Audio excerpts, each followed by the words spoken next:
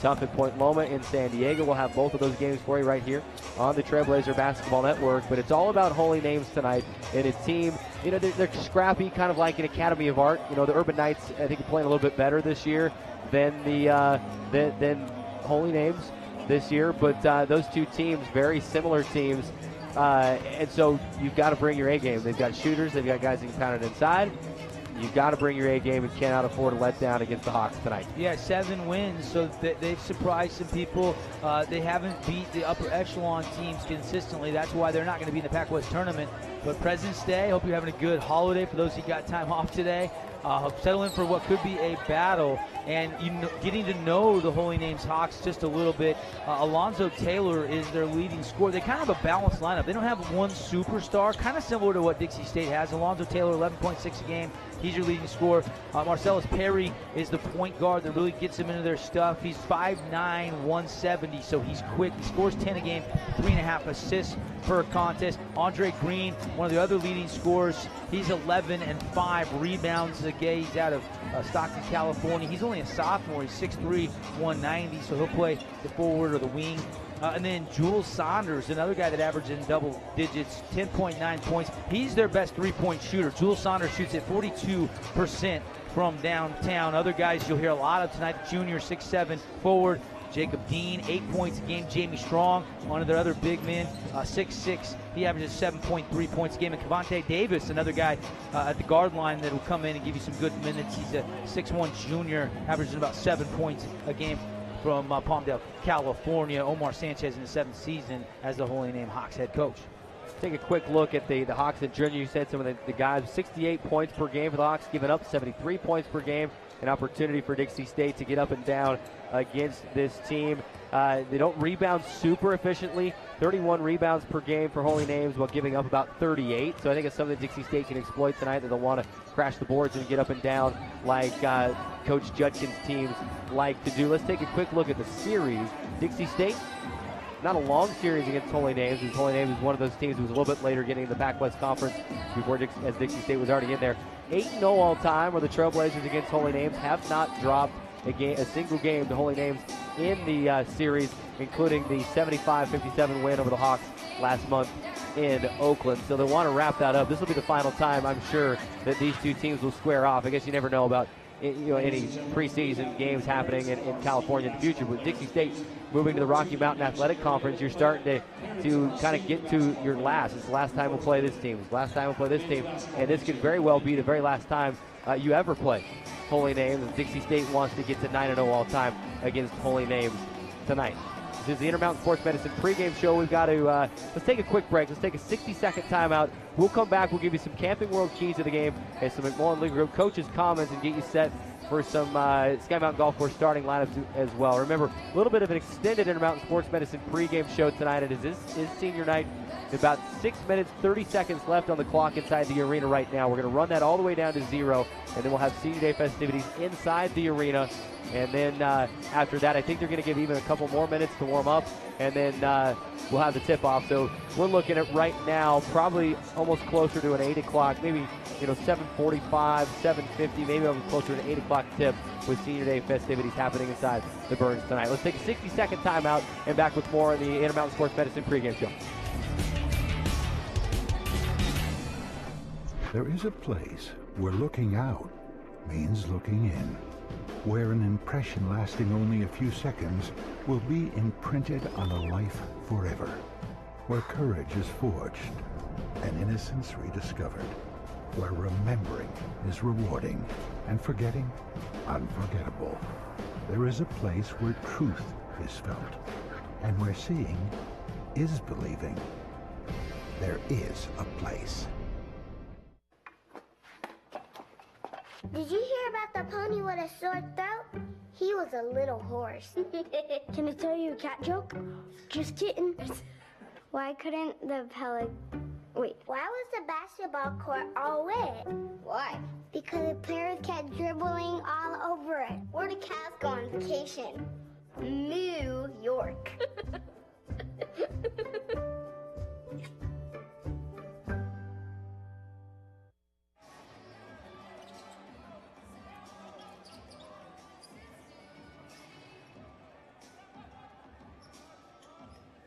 Welcome back inside the Burns Arena. The Intermountain Sports Medicine pregame show marches on as the Trailblazers getting set to host Holy Names in senior night. Inside the Burns Arena, this place is filling in. A lot of friends and family on hand to see 6 seniors. We mentioned their names already, but we'll give you a little bit of a preview of what you're going to see during senior night. And we'll also have some McMullen League Group coaches' comments. And on the TV side, we'll do the best we can to, maybe patch some of that audio, from the PA speakers over. But Devin will give you some keys and stuff during senior day and talk about the guys as they go through. But you're first going to be introduced to Isaiah Clark and everything that he brought to this program. Then they'll honor Daylor Youngblood second, followed by Daylor Youngblood. Kyler Nielsen will be honored, and what'll end up being a 3-year guy here at Dixie State after playing for a year at SUU and then redshirting a year. And then, of course, Zach Hunter, a 4-year guy here at Dixie State. Trevor Hill, and then the local guy, Brandon Simister, will bring up the caboose of the senior day festivities. I also should note, as part of senior night tonight, Dixie State will be wearing their road reds. They wanted to go with that red uniform. They worked it out with Holy Names just to be able to do that. Second time they've done that this year, wearing the red unis, or the road unis on their home floor. They also wore blue uniforms at Cal Baptist in that blackout game. But red uniforms tonight for the Trailblazers. They try to put on a show here on senior night, Dev. One thing to watch for tonight, Trevor Hill, he come into the senior season ranked in the top 10 in 13 statistical categories, and I believe by my count he needs 4 assists to become the all-time assist leader. So I asked Trev a little bit about that after Saturday night's game, and he said, I didn't play very well, but I'm setting myself up to get the record and have a bounce back on senior night. That was what he said on Saturday. So I'm really excited to see Trev's performance in this game tonight, because another milestone, we got the 3-point record with Brandon Simister a week ago passing Tom Whitehead, and now tonight we can see the all-time assist record go down. One thing to look forward to, I guess I got to turn my microphone on if I want to be able to talk. I can talk, you just won't be able to hear me if it's not on. But, one thing to look for, and I don't think this will be too much, but just something fun that, Trevor Hill was, 1 assist shy of a triple-double a couple of weeks ago in a game, and he said, I got to get one. And I don't think he'll go out with the intent of trying to get a triple-double, but, maybe a game like this is a game where, it's senior night, he wants to put on a show, and maybe he can do a lot, and something like that would certainly be fun as well. But we'll keep an eye on that. He does need those 4 assists to become the all-time assist leader here, so we'll keep an eye on that. And should just be a fun night inside the Burns Arena. I mean, you can talk about each and one of these 6 guys and everything that they've done. I mean, Isaiah Clark had a huge performance the other night. I mean, Daylor Youngblood is always that spark plug off the bench. And then the rest of these guys are 3-4-year guys, and it's going to be an emotional night, and it should be fun inside the Burns Arena. Yeah, I mean, when you have a senior like Trevor Hill and Brandon Simister leading the way, then you have 4 other great supporting cast guys that on a given night can not only lead you in scoring like Isaiah Clark did the other night, but you give you an instant impact on the defensive end like a Daylor Youngblood. You've got, obviously, a lot of hard – and it's been fun to watch the development of Kyler Nielsen, came down after 1 season in his hometown at SUU. He's made Dixie his home. He had 14 points on Saturday night. Kyler's the kind of guy that you love to have on your team. He's – it was an all Pac-West honorable mention last year. He started 22 out of 28 games. He started all year long. He's averaging double digits in scoring. But he's a guy that can really shoot the 3-point shot, and fun guy to have on your team. And Zach's got a big smile on his face right now on his senior night. I noticed that a lot of the Zach Hunter family sits kind of behind us. A lot of the home games. They don't miss a game. Nope. They love watching him play, and we'll miss having them at the arena. Hopefully they'll still get out to a game once in a while. He's got a whole entourage. I know Kyler had a big entourage in town for the President's Day weekend to see him Saturday night and again tonight, as did Trevor Hill. I met Trevor Hill's mom. She was kind of hard on him after Saturday night's performance. She was like, I hope you roasted Trev a little bit on the radio. He did not play good tonight. I'm like, he's just setting it up. Now we've got her permission to be able to do so, I guess. She just calls it like it is, and Trev would be the first to tell you that was not his best performance, but he couldn't get in a rhythm when he got the early 2 fouls. He just never got into a rhythm. Clock winding down. I'm going to step off the mic here in just a minute. They're putting on a show with some dunks down at the pregame show as well, and the warm-up. So here we go. I'm going to step off the mic. We've got the senior night festivities.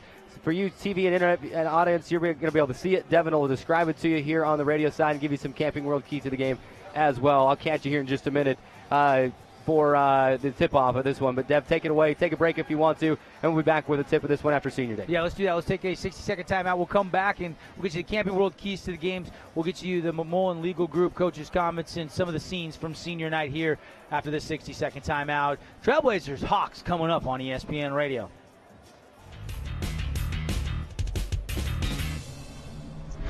Where do you find the titans of classical music in St. George?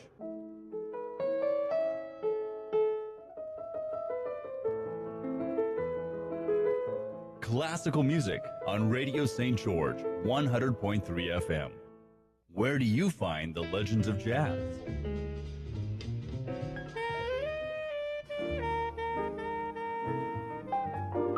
Evenings on Radio St. George, 100.3 FM.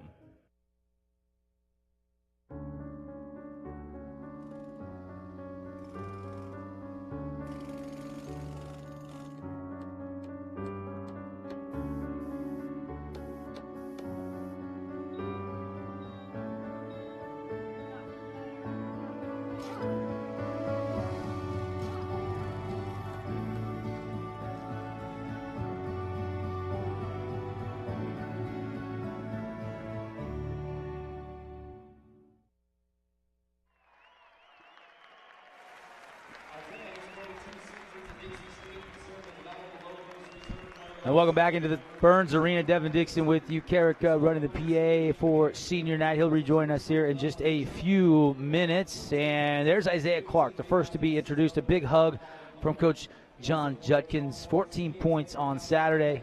And his family joining him at center court. The nice thing the Dixie State coaching staff does for these players is they take their jersey, their number, they frame it up for them, and give them that as a nice little keepsake. And, you know, I'm a kind of a collectible guy. I think that would be as good as any other gift. Looks like they've got a blanket, a Trailblazer blanket for Mom, a big jersey for Isaiah Clark, and then a little bit of a smaller photo for Isaiah Clark's mother with an action shot. So that's really cool, and all of the players will get something real similar here inside the Intermountain Sports Medicine Show. We'll keep tabs on Isaiah's performance, as all of the seniors. Let's take a look at the coach's comments brought to you by McMullen Legal Group, and talked with Coach Judkins before the game. And I said, Juddy, give me your thoughts on this one. He's like, just win. And he kind of, you know, it was almost like a just win, baby, win, like a DJ Khaled type of quote, because and then he went into some more of the specifics, which we'll get to in just a minute. I had a chance to talk with Coach Judkins on the coaches show last Friday night about these two home games, and you know, we brought up the streak, but he said, yeah, you keep track of it. We're just taking it one play, one moment, one half, 1 4-minute battle at a time, one practice at a time. They've been very, very focused throughout this 12-game winning streak. As Taylor Youngblood getting some hugs, and they'll take a photo here. His mother getting a nice smaller action shot as well, lining this thing up for everybody at center court here. But he also told me that this is a fun team. This is a fun team to coach. This is a fun team to be around. They really play for each other. They love each other. He said some of the practices, Devin, you wouldn't believe how bloodied up and how physical and how hard these guys work. And he even told me last week, we're going to lay off the practice here. They got 3 games. They got tonight, Thursday night, and Saturday night this week. So he said, I'm going to shorten practice up this week. We're going to take it real easy on the guys, and we want to make sure we can finish this regular season strong, as well as get ready for that Pac-West tournament down in Southern California at Cal Baptist later on in the first week of March. Kyler Nielsen now being introduced with his wife, one of the players on this team that is married, and then his parents as well. Kyler comes from a basketball family, to say the least. His brothers, all like himself, all went through the Cedar High School basketball program. They were all terrific. He's the oldest. There's 2 younger brothers that were just as good. And there's the hugs and the exchanges and everything, and a smile from Coach John Judkins. You know, Kyler was honorable mention last year in the Pac-West. He averaged 10.8 last year. This year, Kyler's numbers for you, 27 minutes. His numbers are up. He's shooting 41% from the floor, 39% from downtown, 65, almost 66% from the free throw line, averaging 8.6 points per game. And one of the things I like about Kyler's turnover number really low. Through 23 games, just 22 turnovers. So really doing a good job taking care of the basketball. With increased minutes, his points per game down 1.5 points from his junior to his senior year. But I think that's a testament to the depth of this year's Dixie State men's basketball team.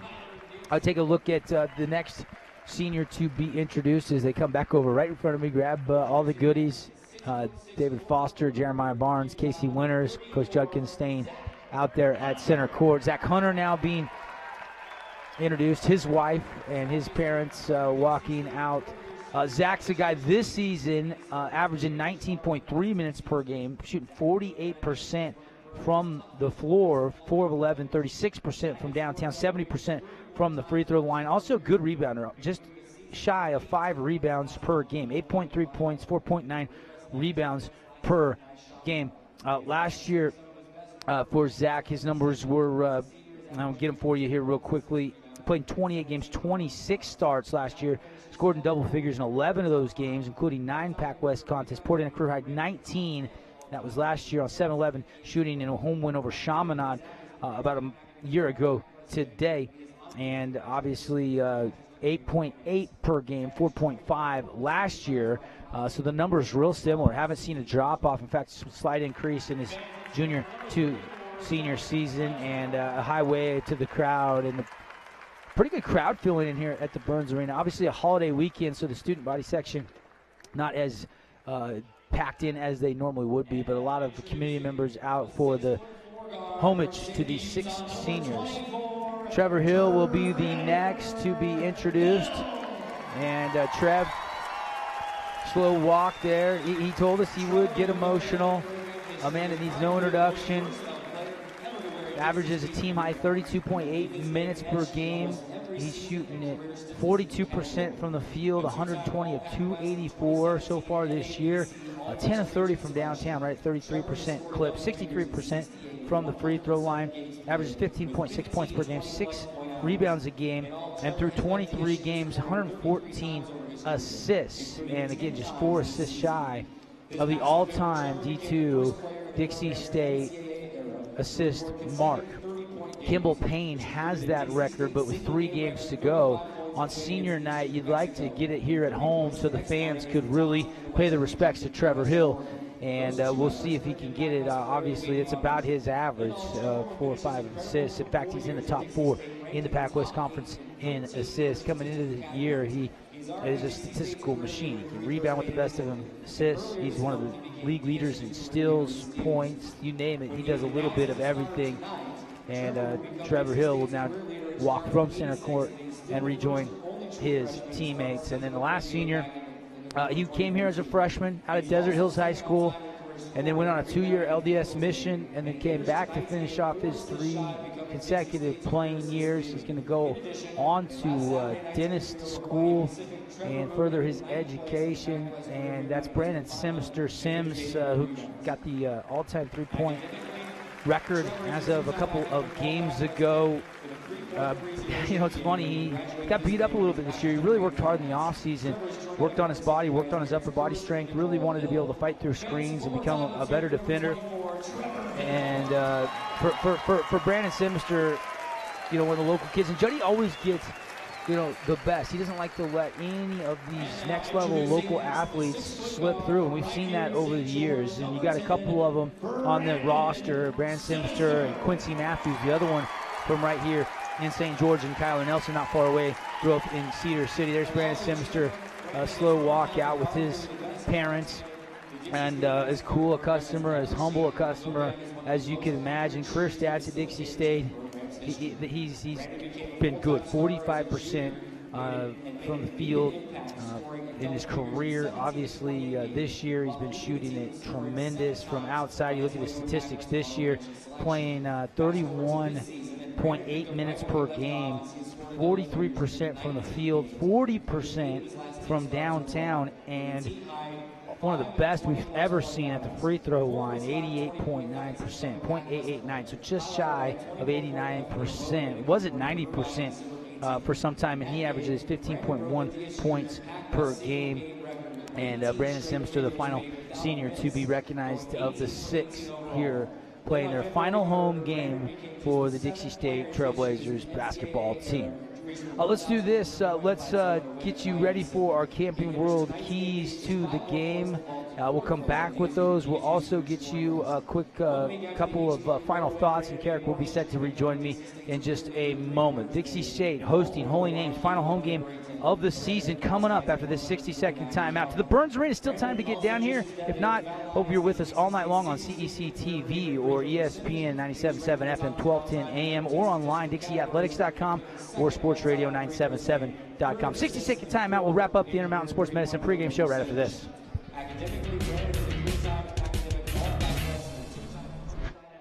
So, I just moved in with his family, and it's embarrassing.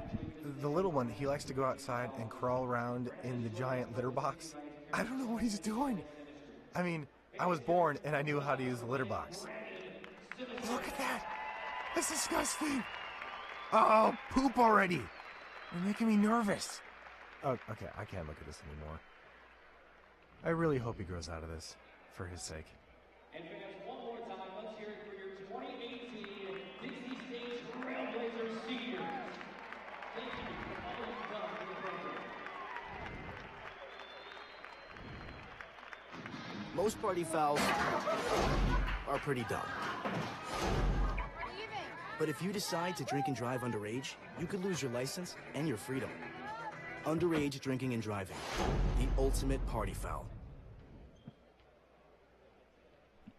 I saved the keys. I was doing career stats and stuff, and so we can do keys and go. Congratulations.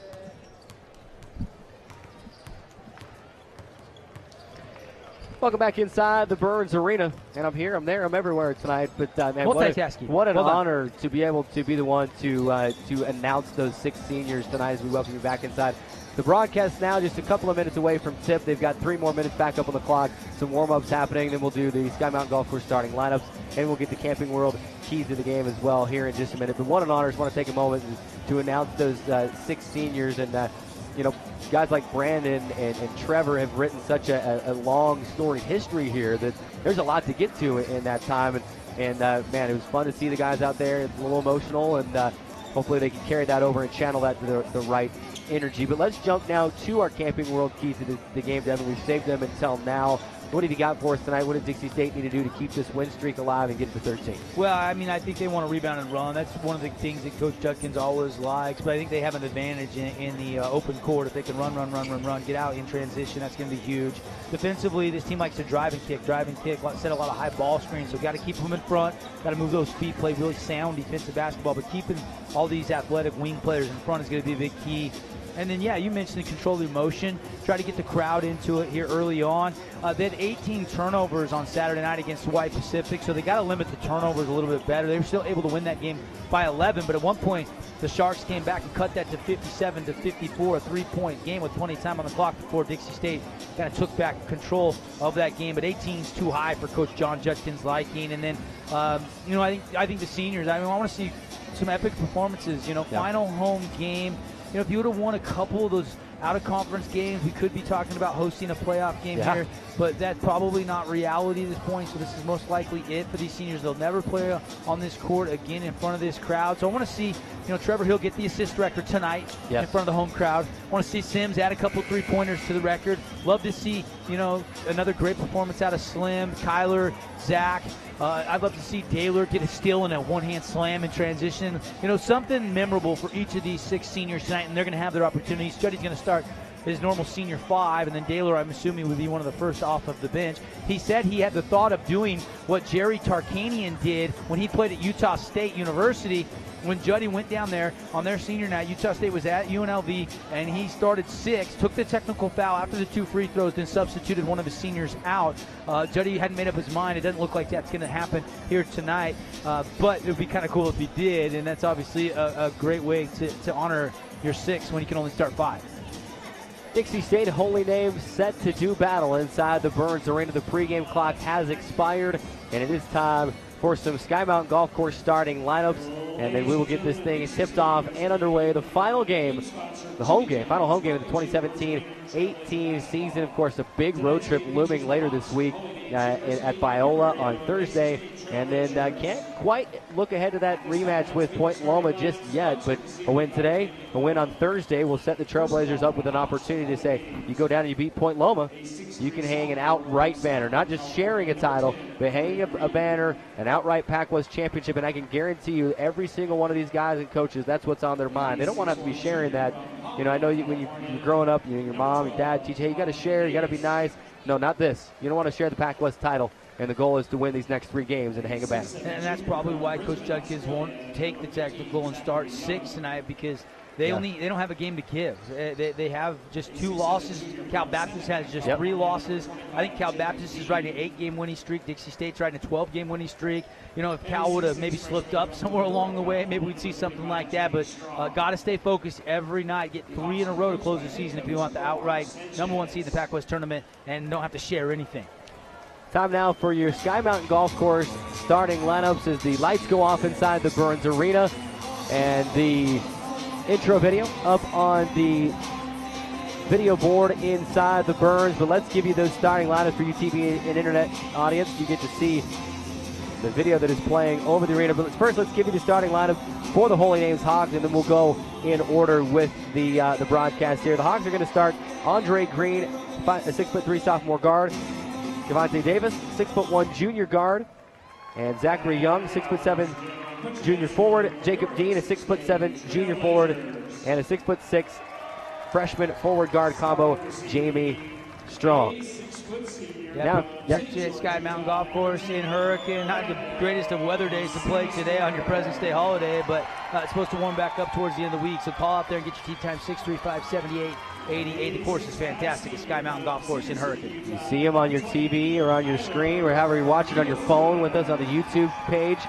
Brandon Simister getting the start. Then you see Kyler Nielsen throwing the basketballs in to the crowd, getting the start. Next, number 24, the man, the myth, the legend, Trevor Hill, getting the start tonight on senior night.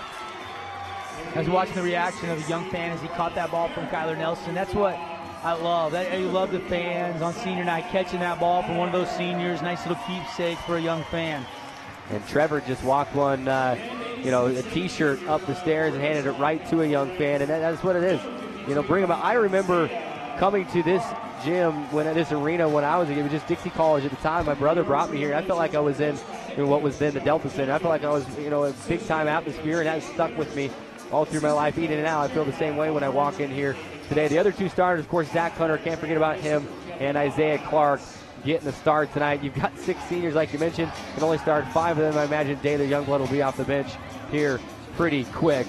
But those are your Sky Mountain Golf Course starting lineups. As we mentioned, Dixie State in the road reds tonight, white numbers, blue trim on those. Holy Names wearing the home whites, red numbers, black trim on the unis, and but for the senior night, wanted to wear red. I know these guys really like these red uniforms. They liked it when they got them last year. They're comfortable. They fit a little tighter. They kind of shade down to the black. They got the red and the white numbers, but then they kind of run the black trim down. Not as much so as the multicolored city jerseys that the Utah Jazz just showcased a couple weeks ago. But you like those? I do. I like them. I do. I think they're sick. Yeah, I like them. I also like the way the Jazz are playing. Dixie State can keep their win streak one better than the Jazz. Jazz are riding a 11 to 12 game winning streak as well. They won't play till Friday, but here it is, senior night. Let's have some fun, Carrick. Play ball. Isaiah Clark, Zachary Young doing the tip honors, and Clark going to tap it back. Missed it on the first chance, but then came back down, tapped it back to Simister, moving right to left across your radio dime. Zach Hunter, left elbow holding, finds Tyler Nielsen, left wing. Will bounce inside to Trevor Hill. Trevor gets back to the bucket and scores with a left. A quick start for Trevor on senior night. Yeah, you wonder which senior would score first. Pretty fitting that Trevor's the guy, especially after he didn't have a field goal Saturday night. 2-0 Dixie State lead, 19:35 to go in the first. Hawks settle into the offense. It's Andre Green. To the far side now, Jacob Dean steps into a 3, buries it. Holy Names an early 3-2 lead, 19:25 to go. Trevor kicks it to Isaiah Clark, catches the free throw line, right back to Trevor, holding left wing. 24 to shoot, plenty of time. Pick and roll with Isaiah. He loses it, ball is tapped, but he's able to save it in. And Dixie State will reset. Back out to Trevor with 15, drives inside, floats with the right. Too hard off the window, Holy Names the rebound. It's Davis that brings it down, and he'll push it across the floor. Leave it inside to Green. He'll lay it high off the window, couldn't get it to go. Tip putback won't go either. Zach Hunter the rebound. Dixie State possession in the trailing 3-2. Simister. Full court pass ahead to Trevor. He leaves it for Zach. Zach bumped to the free throw line. No whistle. And now he's hacked on the arm. Foul called the second time, and it will go against Andre Green. Dixie State will have the ball back trailing 3-2. Yeah, I like that. The official, at first looked like he was going to let that go, then saw that it was going to end up being a turnover, and then clearly had the bump and called the foul. It's good officiating right there. 18:48 to play. Dixie State trailing 3-2. Simister will lob all the way back across the timeline, and Trevor chases it down the Holy Name's three-point line.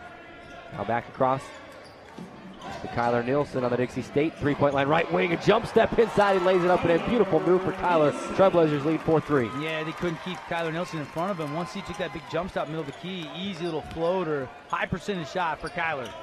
18:28 to go in the first. Dixie State a 4-3 lead. And the Hawks settle into the offense. An offense averaging just about 69 points per game.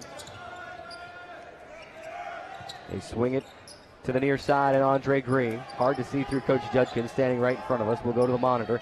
Left wing three on the way for Jamie Strong. Couldn't get it to go. Trevor Hill the rebound for the Trailblazers. Leaving for Kyler. Kyler left block. Loses the dribble. Regains. And gives to Clark in the left corner. Clark back to Trevor. 30 feet from the bucket left side, and he'll wave Simister over to the right. And Kyler's going to cut through from right to left.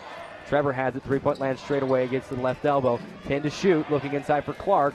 Clark catches. Backing in. High off the window with the left hand, and he scores. A mismatch on Andre Green. Takes advantage of it, and he scores. There's an assist for Trevor Hill. His first of the night. And Trev scored.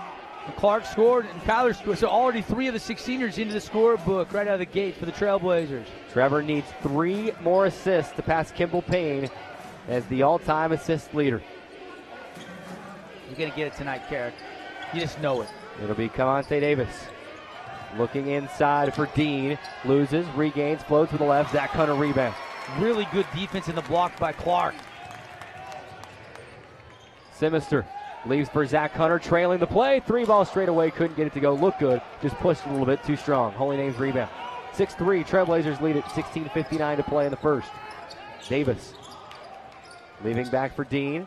Left wing, quickly inside to Young. Young spinning away from Clark, and he's fouled. Isaiah got caught in no man's land, had to foul to not give up a layup. 2 free throws coming for Zach Young. Pretty good job there, just staying patient on the block, waiting, then going to the back dribble. And a little bit of contact there from the backside, not a lot. Pretty good defense. You want to keep him in front though on that spin move. Got it a little bit behind the defense, able to draw the foul. First free throw from Young, he splashes it home, 6-4. High arcing free throw attempt. And if you're just joining us, Trevor Hill does have 1 assist, so he sits at 393 career assists right now. Needs 303 more to get to 396 and to best Kimball Payne as the career assist leader. Second free throw no good. Trevor the rebound. Trailblazers will settle into the offense. Trevor to Zach Hunter. Zach bouncing into Clark, and he missed the dunk. Probably could have laid it in. Lost the ball on the way up. Trying to go for the dunk and missed it off the back iron. Here comes Holy Names. 6-4, Trailblazer lead, 16:30 to play in the first. Looked like Cavante Davis had a chance to go ahead and continue to try to get to the bucket. He'll set the half-court set. Jamie Strong, quick 3 from the left wing. It's good. And Holy Names a 7-6 lead, 16:18 to play in the first. And that's why you pull it back out. You get a good look at a 3. Nielsen. The Simister, 3-point land straight away. Leaves for Clark. Skipping it to Kyler, left wing. Kyler drives inside. Floats to the right in traffic. Couldn't get it to go, but he'll get 2 free throws as the foul goes against Andre Green, his first, and the second team foul against Holy Names. His second foul. Second team foul against Holy Names. Kyler to the line. That's what you want to do. They saw they were in that zone defense again, so they get a quick ball movement, and then Kyler attacks when he sees daylight. Got to the middle.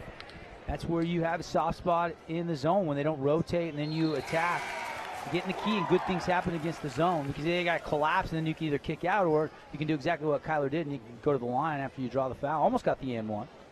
First free throw for Kyler. Hits the front iron, rolls around, and falls through. Game tied at 7. 16:02 to go. The Trailblazers trying to retake the lead. Kyler missed the second free throw strong, and Jacob Dean goes up, gets the rebound for Holy Names. Game knotted at 7. We're under 16. Media timeout coming on the next whistle. Davis holding on the right wing. Top of the key, Strong steps into another 3 straight away. 2 Strong. And Zach Hunter the rebound, handoff to Simister. Brandon quickly from right to left into the lane. And runner, and it goes with contact and one for Brandon Simister. It will count. Brandon's going to have a free throw. Dixie State leads 9-7, heading to the under 16 media timeout. 15:40 to go. Dixie State leading by 2, 9-7, back in 60 on the Trailblazer Basketball Network.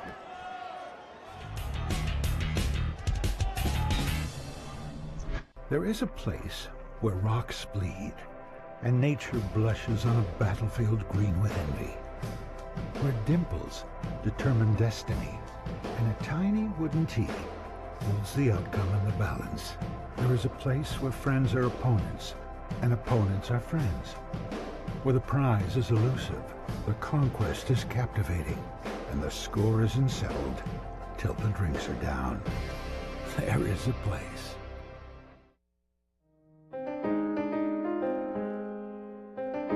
Hi, good morning. Welcome to our set here of Talking Point Live. We're just getting ready to shoot our show, but we thought we'd put out a little bit of a promotion so you know when this is going to be rebroadcast. Right. You can find us at 9:30, 12:30. 4:30. Sorry. Did I step on you? I'm always stepping on you. You are. Tune in and watch me step on Jen Moore. On Talking Or Point Live. attempt to, anyway. 15:40 to play, first half. Dixie State an early 9-7 lead. As Kyler Nielsen's got 3 points in a conventional three-point play. Simister's got 2. Trevor with 2.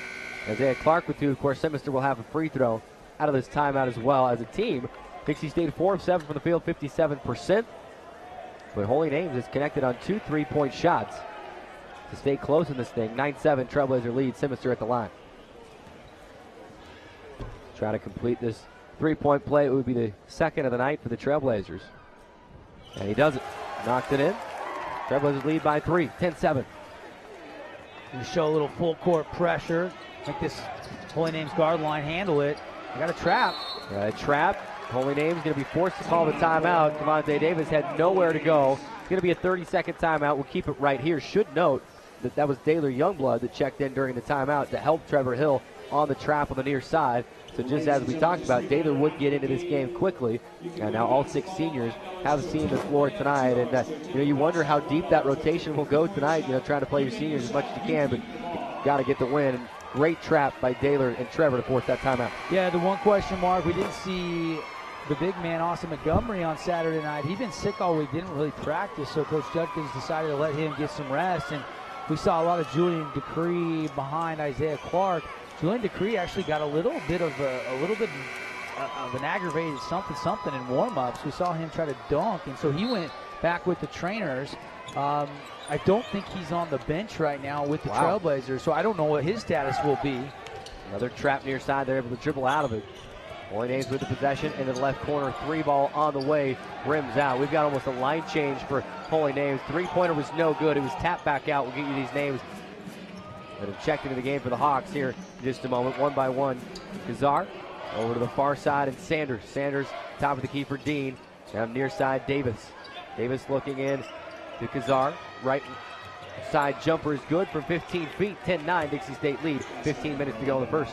Yeah, Kazar right there showing you a quick turn and pop. Simister to answer. Deep 3 right wing. It rims out. Holy Names the rebound. Kazar only averages 3.8 points per game for this Hawks team. Kazar catches, drives the inline, leaves into the corner. 3 on the way, rims out for Jules Sanders. Brandon Simister the rebound. He'll push it up the floor. Stops the dribble in the paint. Passes back out to Zach. It's tapped and stolen away by Davis. One-on-one with Daylor Youngblood. He lays it up and in. And the Hawks have the lead again. 11-10. 14:25 to play. Really good move in the open court by Davis right there, kind of not allowing Youngblood to ever set and try to take a charge, and really went away from him so he couldn't block that attempt either. Trevor to Brandon Simister, right wing, bouncing inside to Zach. 15 feet to the bucket, right side. They swing it around to Clark, catches left. One bounce inside to Zach, and he's fouled. 2 free throws coming for Zach Hunter. Kazar pounding his chest, and if you're a lip reader, it looked like he said, "That's me, that's me." I don't know if he got mixed up on a switch. Kazar's coming over and trying to help out, and he's the one that commits the foul. I think he was saying, "That's on me." Yeah, just a little late getting there. With the help, Zach Hunter, pair of free throws. First one on the way. Good. Game tied at 11. Dixie State going to go a little smaller here. Yep. Take Clark and Hunter out. They'll bring Doug Price. and Quincy in for Zach in a second after this free throw attempt, assuming he makes it. So don't know. Still don't see Julian down there at all, Carrick. I saw him getting helped off the court by Kelby Hoffines right before the seniors were introduced. It was like the final dunk, and I think he tweaked something. Zach's second free throw is good. Montgomery is in uniform, but he was in uniform on Saturday night as well. Yeah, Coach said he didn't practice all week last week, and that's kind of a Coach Judkins thing too. Is no practice, no play. Well, if you're sick, it's understandable. If you're sick, it's understandable. But they might need him tonight. Hopefully he's feeling better. Taylor Youngblood is steal, taps it to Trevor Hill. Trevor inside off the window, no, couldn't get it to go. He'll have 2 free throws though. Zach made both of his free throws, 12-11. Dixie State lead, 13:56 to play in the first. Trevor to the line for a pair of free throws. The foul goes against Cavante Davis, his second. And forcing a turnover, leading to free throws. Since they've jumped out of this full court pressure, they saw a trap and they had to get a timeout. And now you get a deflection here by Youngblood. It goes right to Trev and in attack mode. It's Trevor's game. Trevor misses the first free throw, a little bit too strong. 65% so far this year from the line for Trevor Hill. Keo Leatherwood will check in for the Hawks. Cavante Davis going to come out. Trevor will have 1 more free throw on the way and rattles it home. 13-11, Dixie State lead is 2. 13:55 to play. And the inbound pass goes to Alonzo Taylor. Near side to Leatherwood. Coach Omar Sanchez has already gone about 10-11 deep in this rotation. Trying to find something that'll work. Sanders. Holding on the right side. Will bounce into Kazar. Kazar has it tapped away by Quincy Matthews. Simister comes up with a pass ahead to Trevor. Trevor will drive inside and he'll lay it up and in with the right hand. Wanted to dunk, slipped a little bit, changed to a layup and made it. Yeah, you're absolutely right. He had one hand throw down on his mind, and as he was palming it to turn it over to dunk, I think he lost it and had to settle for the finger roll. Got the friendly bounce though. 15-11, Dixie State lead is 4. 13-15 to go. Defense leading the offense. Taylor driving inside, throws up a shot over Youngblood and a late whistle. And it's going to go against Youngblood. The official right under the basket, right by the play, was going to keep the whistle out of his mouth. And the referee up here near the right wing blew out the late whistle. And, wow. Pretty close. Could have gone either way. Goes against Youngblood. Taylor to the line for a pair of free throws. Misses the first. Kyler Nielsen will check back in. And Trevor's going to get his first breather of the night. Alonzo Taylor, 11.6 points per game. He is a 77% free throw shooter. Makes the second. 3-point Dixie State lead, 15-12. 13:06 to play. Simister across the timeline, and Dixie State trying to keep a 12-game win streak alive. Push that to 13 games tonight to match their all-time NCAA D2 era record. Simister to the left wing. Drives inside, has space, and he'll wrap around, can't get it to go. And it's tapped out of bounds and out of bounds. Simister probably could have just had a routine layup with that, but he brought the ball all the way up, almost like a hook shot back in, and put it too strong. Yeah, I think if he goes up to the finger roll instead of out with the hook, he's able to get the angle a little bit better and kiss it off the window easier. Simister to trigger, baseline right side. That's exactly what Coach Judkins said. He made an easy shot hard. Nielsen, 3-ball straight away, rims out. Taylor the rebound for Holy Name. Still 15-12, Dixie State lead by 3, 12:34 to go. See if they go inside to Kazir. He's got a little bit of a height advantage on Quincy Matthews. The Dubman Q at 6'6", down in the 4 and the 5 right now. Really athletic, long unit on the court defensively for Juddy, though. Sanders leaves for Green. He hangs and hits on the right side. 15-14, Dixie State lead trimmed to 1. 12-13 to play.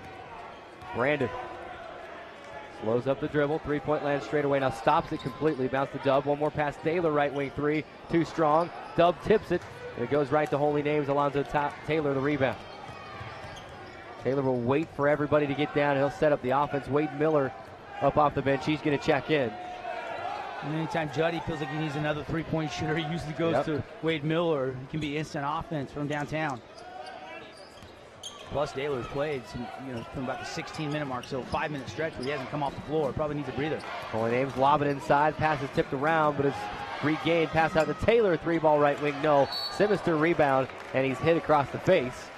And that'll bring us to the under 12 immediate timeout as Zach Young called for the foul. Dixie State 15, Holy Names 14, 11:32 to go until halftime. 60-second timeout back on the Trailblazer Basketball Network.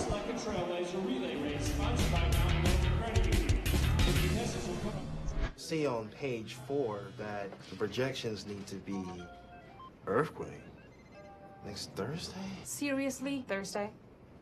Can't do that. This is really inconvenient. I have yoga that day. I have no time for this. So. I can't do Thursday, but I can do Friday. Disasters don't plan ahead. You can. Talk to your loved ones about how you're going to be ready in an emergency. Don't wait. Communicate.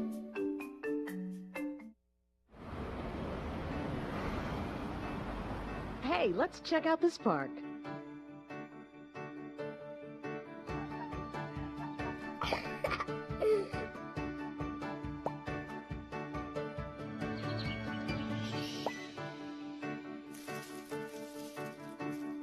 Oh, wow, that's really cool.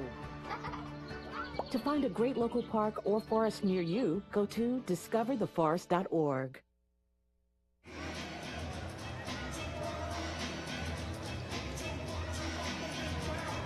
11:32 to play. Dixie State will have the possession out of the timeout after Brandon Simister was played. Carrick Segmiller, Devin Dixon with you inside the Burns Arena. The Trailblazers a slim 1-point lead, 15-14. Holy Names, a team that, they're out of Pac-West tournament contention, but they can play spoiler in a couple of ways, and that their season's not over, so they've come to play tonight. Yeah, 41% shooting, 5 of 12 for the Trailblazers, 5 of 13, 38% so far for each respective team. Only one turnover. I like that number for Dixie State after that 18 against Hawaii Pacific on Saturday night. Tyler Nielsen will hold. 3-point land right wing, 20 to shoot. Plenty of time here. Wade Miller, they give him space. Can't hit the three. Ball tapped back out. Quincy comes down with it. Leaves for Brandon. 3-ball straight away, and it's good.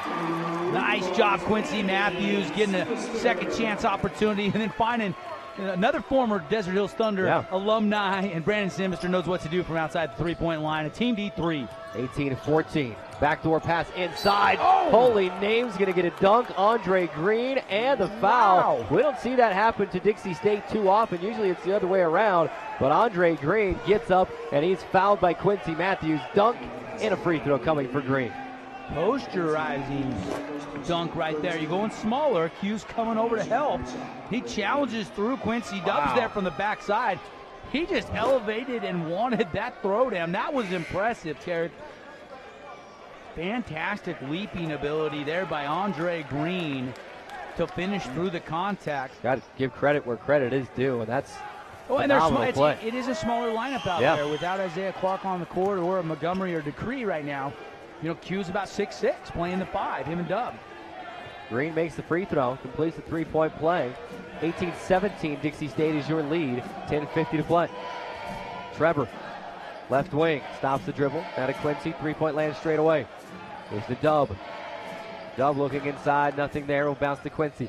Catches on the left block. Quincy will get inside and can't score.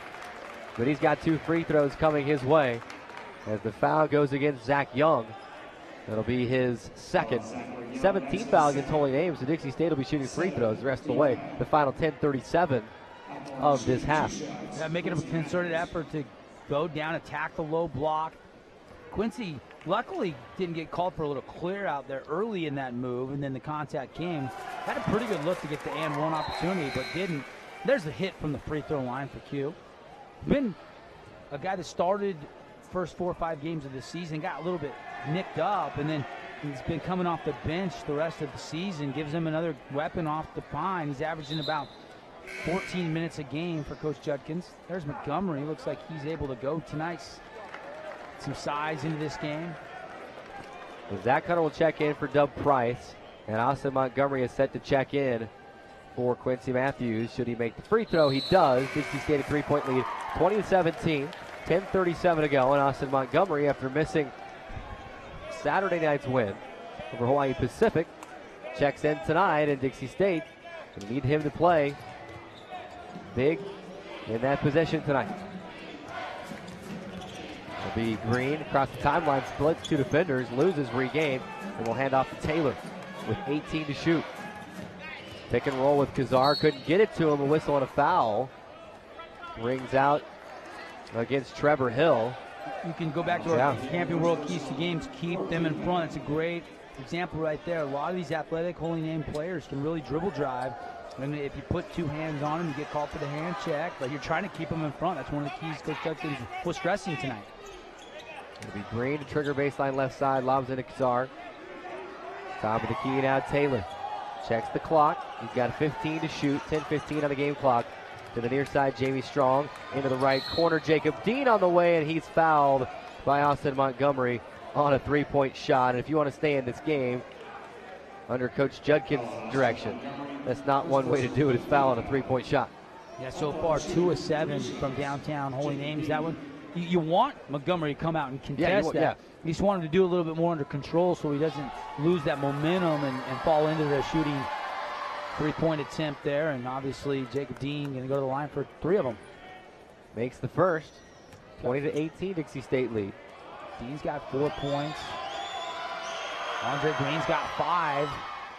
Those two players doing the bulk of the scoring early on. This is the second. Well, we got just a second before this third free throw. I want to let you know that the Dixie State Media Studies program is streaming the multi-view from the van. So you can get a look at what they do inside the production van. Dean misses the second, tapped around Dixie State rebound. Search DSU Media Studies on YouTube. You'll find the page, but they did it a couple times last year as well. It is a great look to see what's going on inside the truck. Hunter bouncing inside looking for Montgomery. It's tapped away. Austin dives on the floor, trying to call a timeout. Are they going to grant the timeout? It will be a jump ball. They've yet to signal.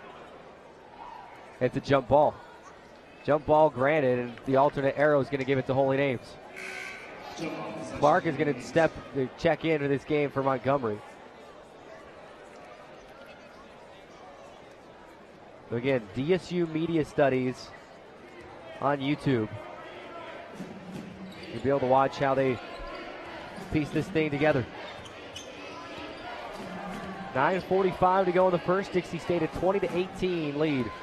With Holy Names with possession. Lob into the right corner. Andre Green for the 3, and the lead too strong. An air ball, and now he's going to hear it from the Dixie State crowd. Trevor the rebound. Trevor gets inside, gets to the bucket, lays it up and in. Coast to coast, 4-point Dixie State lead. Breaking down a defense, the speed, and then the finishing touch there from Trevor Hill. Sensational move by the senior. Taylor to the right corner to Dean. Dean driving the inline, stops the dribble, kicks it back out. Now leaves for Dean again, right corner 3. No, Wade Miller snatches the ball, says that's my rebound. Trevor across the timeline, bouncing into Isaiah Clark. Looks like he might have been bumped out of bounds, but loses it. Goes out of bounds. Dixie State turns it over.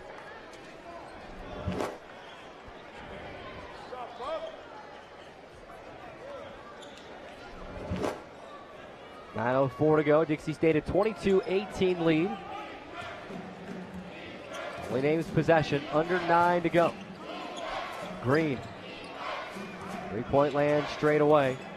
He's been a big spark for this Holy Names offense off of the bench. Green looking inside, trying to get it to Kazar. Tapped by Trevor. Clark comes down with it. Trevor bounce ahead to Kyler Nielsen. Couldn't get it to go. That would have been assist number 2. He's bumped, couldn't get it to go down. And he'll get 2 free throws.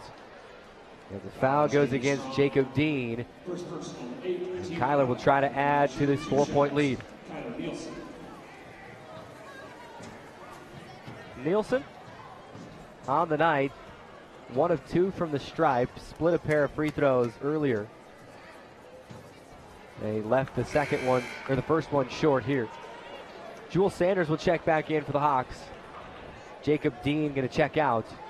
And Kyler will have 1 more free throw to try to make this a 5-point game with 8:41 to go. Right now looking like one of those games where see how you can finish out this first half here, but go in the locker room, make some adjustments, see what you can do in the second half. Lot of time before halftime here still, though. This full court press has worked pretty well. 23-18, Dixie State. 5-point lead, 8:35 to go. Holy Names able to break the press. And hand off to Cavante Davis, also back into the game. 3-point land straight away now. Sanders hands off to Green. Green, the free throw line. Kicks back to Davis. Davis bouncing inside Kazar. 8 to shoot. Backing in on Clark. Gets him off his feet. Left hand hook shot goes. 23-20 Dixie State lead. 8:10 to go. Bobby Kazir has come in and been some instant offense off the bench. He's got 4 points, 2 buckets here so far in the first half. Simister gives to Trevor. They go back to Simister. 3-point land straight away. 15 to shoot. Gets a screen. Kicks it back out. Trevor, right elbow. Loses the dribble. Will pick it back up. Finds Brandon. 8 seconds to shoot. Dribbling. Out to the right wing. 3 to shoot. Fakes a pass. Fires a 3. He's fouled. He can't hit it. 3 free throws coming for Brandon Simister. Or is it a deep 2? The foul going to go against Jules Sanders. It's a deep 2. He was on the line. 7:43 to go. Dixie State 23. Holy Names 20. Good call. He was across the line. 2 free throws coming for Brandon after the 60-second timeout on the Trailblazer Basketball Network.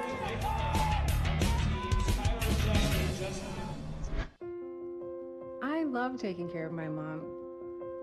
It wasn't easy at first. She learned how to better communicate her needs. And you learned how to not ignore yours. I discovered how to make healthier meals. And I discovered how much I enjoyed them. Becoming a caregiver is a learning experience for everyone. Find articles, tips, and tools from experts and others who have been in your place. The Caregiving Resource Center at aarp.org/caregiving.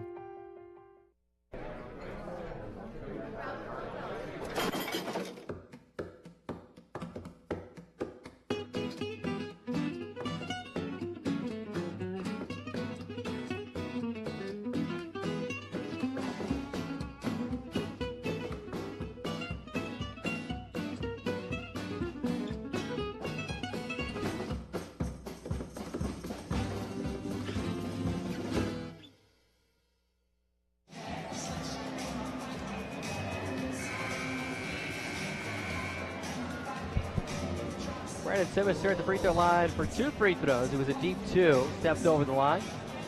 And it's 23-20 Dixie State lead. 7:43 to go. A quick Findlay Subaru stat check for you. And the Trailblazers, 46% from the field, 7 of 15. Just 1 of 6 from the outside, 8 of 11 from the free throw line. And Brandon Simister will try to better that free throw percentage. And he makes the first. And I don't know, I keep looking to check the bench to see if Julian Decree is going to rejoin the Dixie State bench. He is not. I don't know if they had to. Still in the locker room? Was it treatment or had to go get an x-ray? I don't have a clue. I'm completely speculating, but he hasn't been on the bench the entire night since he tweaked something in warm-ups. Simister makes both free throws. And Dixie State a 5-point lead. And Dixie State going to get a steal. Trevor the steal. He avoids a defender and lays it up and in with the left hand. What a move to avoid Andre Green trying to get in his way. And he lays it up and in for 2. Dixie State a 7-point lead, 27-20. That trap's working, Carrick. They continue to stick with it. It's causing problems for the Hawks. Kazar to the free throw line. Throws it up and it will go. They're going to count it. Coach Judkins wants to travel. Not going to get it. Kazar gets the bucket and he is fouled by Zach Hunter. Watch this rip away by Trevor Hill. That leads to transition. Juddy telling us he wanted to get out and run. Trevor Hill saying, no problem, coach. That's what I do best. And at the other end, though, that was a good step through, drop step. And Kazar, he carried a lot of momentum and covered a lot of ground to get an and 1 opportunity. Free throw is no good. Dixie State maintains a 5-point lead, 27-22. Trevor gets inside off the window. No. Tip put back. Zach Hunter. No. Gets his own rebound. Misses again. And Holy Names the rebound. Here come the Hawks. Brandon Simister going to get a steal. Tap taken away. And then he's taken to the ground by Alonzo Taylor. Brandon's tough. Strong move. He's going to walk the other way. He's got that mask on. Got to be careful not to take a shot to that broken nose. Great anticipation, first of all, to come up with the steal, but then it was in congestion. He was trying to, from his knees, almost find a teammate and never really could find a passing lane. Probably smart to not give it up. And then there's the tie-up. Coach Sanchez trying to argue that it should be a jump ball. And I will agree with this. The first time Alonzo Taylor got his hands on the ball, it was right directly on the ball. But then Brandon ripped it away from him. And the next time he got his hands on the ball, he's going around him, reaching through, and that's where the foul comes in. Wanted the quick jump call. Coach Sanchez, 7th year on the bench for the Hawks.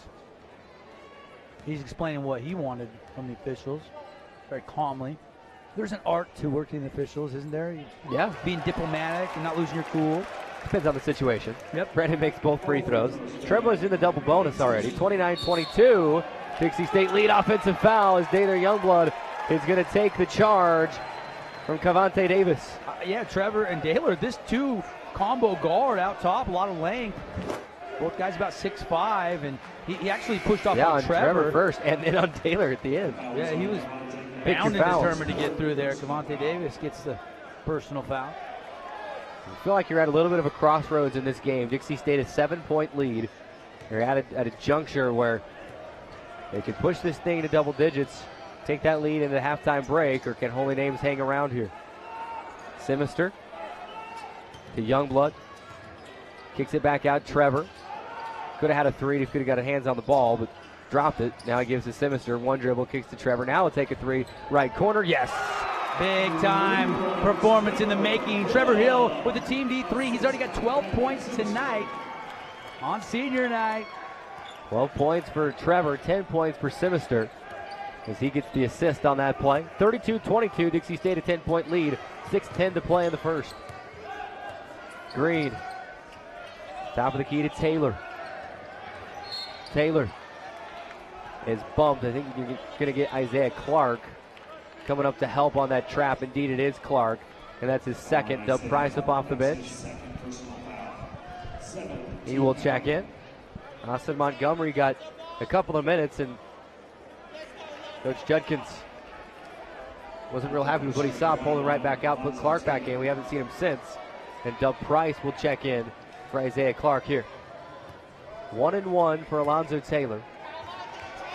Taylor a 77% free throw shooter this season. First one is good. 32-23, Dixie State lead. 6:04 to go in the first. Well, this smaller lineup that Coach Judkins has went with quite a bit here in this first half has really defensively been hard for the Hawks to catch any rhythm, and they're having to take a lot of time and expend a lot of energy just trying to get it into the front court. A couple free throws there, that'll stop the bleeding a little bit. 5:59 to go. Zach Hunter looking inside to Dub Price. Dub wanted to pass, nothing there, so puts up a shot, missed it. And here comes Holy Names. Taylor steps into a three in transition, left wing, he hits it, and it's a 5-point game, 32-27. Dixie State on top, 5:40 to go. Talked about it a few minutes ago, that juncture. Where will Dixie State go with this? And Holy Names has made a move to stay close. Taylor back to Brandon. Fakes a pass, gets into the lane, kicks to Taylor, right corner. Taylor back to Brandon, he's open, he's got to take that three, and he'll make it. Boom, nice job. Unselfish play. Moving the ball quick, Carrick. When you move the ball quick, tough for the defense, you continue to move their feet, and finally Sims, open three, you described it well, and nothing but the bottom.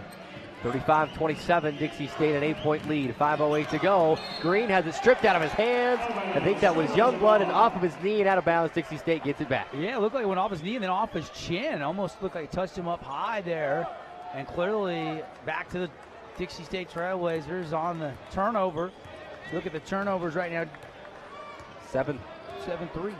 Hawks have 7, Trailblazers only 3. Zach Hunter, right wing three. Yes! Pass from Daylor Youngblood, and he's open. He says, I'll take it. Thank you very much. Timeout, Coach Sanchez and Holy Names. How about a quick 6-0 run to go back up by double digits? 38-27, 4:54 to go. It's just a 30-second timeout. Remind you, timeouts are brought to you by Mountain American Credit Union, and we'll keep it right here. And the Trailblazers have turned things back around, lead by double digits again. How about your seniors right now, Carrick? 13 for Simister, 12 for Trevor Hill, 25 of your 38 coming from your 2 senior leading scorers. But Kyler Nelson's got 4, Zach Hunter's got 5, Clark scored a bucket, so the only senior that hasn't scored right now is Youngblood, and he's only shot once, and it was a 3, and he missed it, but plenty of time still to get him into the scorebook on senior night. 38-27, Dixie State the lead, as the teams trade pretty much identical runs. It was a quick 5-0 spurt for Holy Names to cut the lead to just 5. And then Dixie State answers with a 6-0 run to push it back to double figures at 38-27. And Dixie State, with 4:54 to go in the first half, Dixie State leading by 11. Alonzo Taylor, three-point land straight away. Couldn't get it to go. Dixie State the rebound. Hill to Simister. Simister fakes the pass, fires a three straight away, and he buries it. We've seen him do that so many times. Throws off the defender with a fake and then knocks down the three. 41-27, Dixie State lead. Yeah, and all within the framework of the offense. That's how Brandon scores. 4:20 to go until halftime. Dixie State a 41-27 lead, approaching the under 4 media timeout. And they're 4-9 from downtown, Kerry. 44%. Jamie Strong for three for Holy Names. No, tapped out. Right back to Strong. He'll leave for Taylor. Right wing, and the Hawks will reset. We are at 4 minutes, so the next whistle will bring us to the media timeout. 41-27. Dixie State will leave. And stolen by Trevor. Here we go. In transition, and a 360 throwdown, two-hand dunk, putting on a show on senior night. Oh my goodness. That was sick, folks. The smooth 360. Woohoo! On the other end, Alonzo Taylor makes a jump shot from the left side, but nobody thinking about that. Dixie State a 43-29 lead.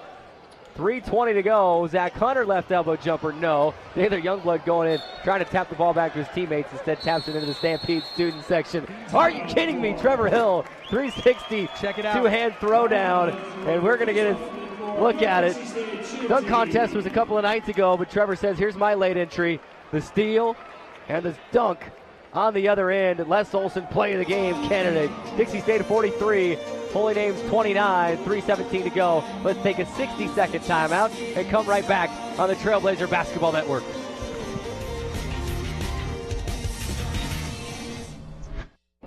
Radio Dixie 91.3. We don't play that. Nope, not that. A big fat no there. That's what we play. And stuff like that. On St. George's only alternative, Radio Dixie 91.3. Oh, and from 9 till midnight, we play this. I need a one dance. And this. Radio Dixie 91.3 FM. There is a place where young and old make connections. Where kids feel like grown-ups. And grown-ups feel like kids. There is a place where beauty arises in contrast. Where wonder is universal. And laughter, second nature. There is a place where friends find a future, families find each other, and feelings find their home. There is a place.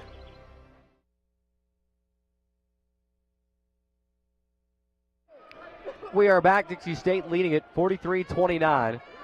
3:08 to play. If you just joined us, especially on the TV or the internet side, well, you just missed Trevor Hill stealing a 360 two-hand dunk. Dixie State trying to get the steal. Zach taps out of bounds. Holy Names will have 13 seconds on the shot clock. You see it here now for your TV and internet audience. Coming right in your living room.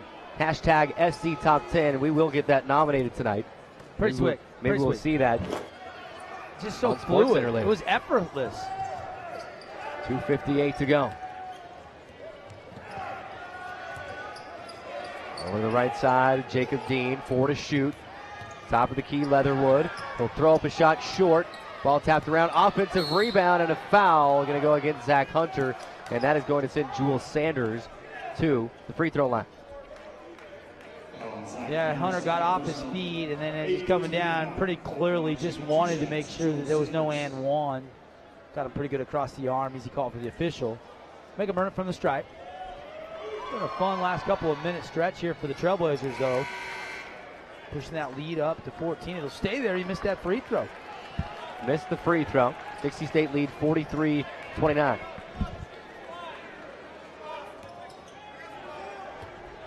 2:44 to go before the half. Holy Names on the road. They got to try to limit the damage here. Maybe get this back to single digits if they can. I know that's a tall order, but if they could be within 8 or 9 at the break, you'd almost, if you're Coach Sanchez, feel pretty good about that.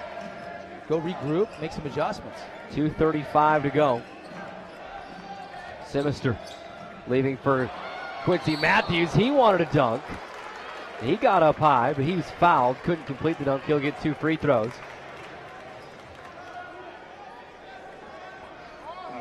2:27 to play. Dixie State a 43-30 lead. Great look from Sims, and Q just couldn't quite get up high enough to finish it. I think he left a little earlier than he wanted to, and then decided to go ahead and try to dunk it. But still strong move. On a trip, capitalized from the stripe. Quincy's got 3 points, all from the foul line tonight. He's 3 for 3. He'll have one more. Quincy going to be big factor in his junior and senior season coming up the next couple years. Already a huge integral part of this team off the bench. I think the next 2 years could be really special for Q. He's got a lot of talent. Dixie State a 44-30 lead, and a trap on the near side. A tip and a steal. Sinister's got it. 3-point land straight away, leaves for Bubba. Right wing 3, bang. Ah, that's perfect. Defense leading offense. Getting out and running. And this guard line having trouble taking care of the basketball, and Dixie State pouring it on. 17-point Bulls right now. 1:54 to go. 47-30, Dixie State on top. And Quincy gonna tap it off of the leg of Jamie Strong and gets it back with 1:47 to go. Tarek Cool gonna check in. Brandon Sinister will get a breather.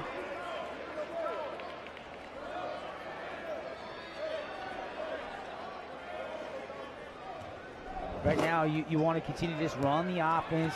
Cool has proven that he can come in and had a nice little buzzer beater at the end of a half a couple of nights ago in his homestand. Wade Miller, right wing 3. Right now, you're kind of looking at the future of Dixie State basketball. Yeah, you got a lot of underclassmen in the game with Trevor Hill right now. Yep, Trevor, left wing, inside to Montgomery, and he is pushed out of bounds, so a couple of free throws coming. So on the floor with Trevor, Austin Montgomery, Quincy Matthews, Tarek Cool, Wade Miller, all guys that should be an integral part of this offense next season. Yeah, with Coach Judkins going 11 deep almost every single night, you've seen these guys quite a bit. I don't know that we've seen this exact lineup very often, though. Yeah. This is a little bit of a different lineup. Austin, first free throw is good. Coach coming over, having a chat with Quincy Matthews.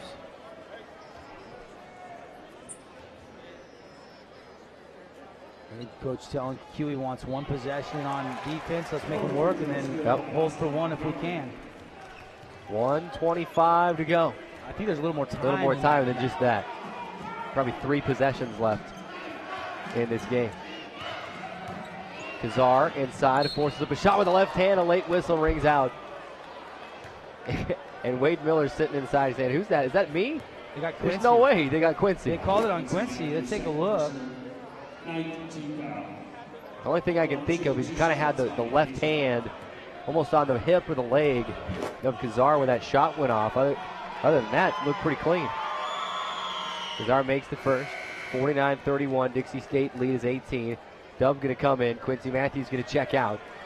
That's his second personal foul, so make sure Q doesn't pick up 3 before the break. We got 1:11 left in the first half. Dixie State's got in cruise control right now.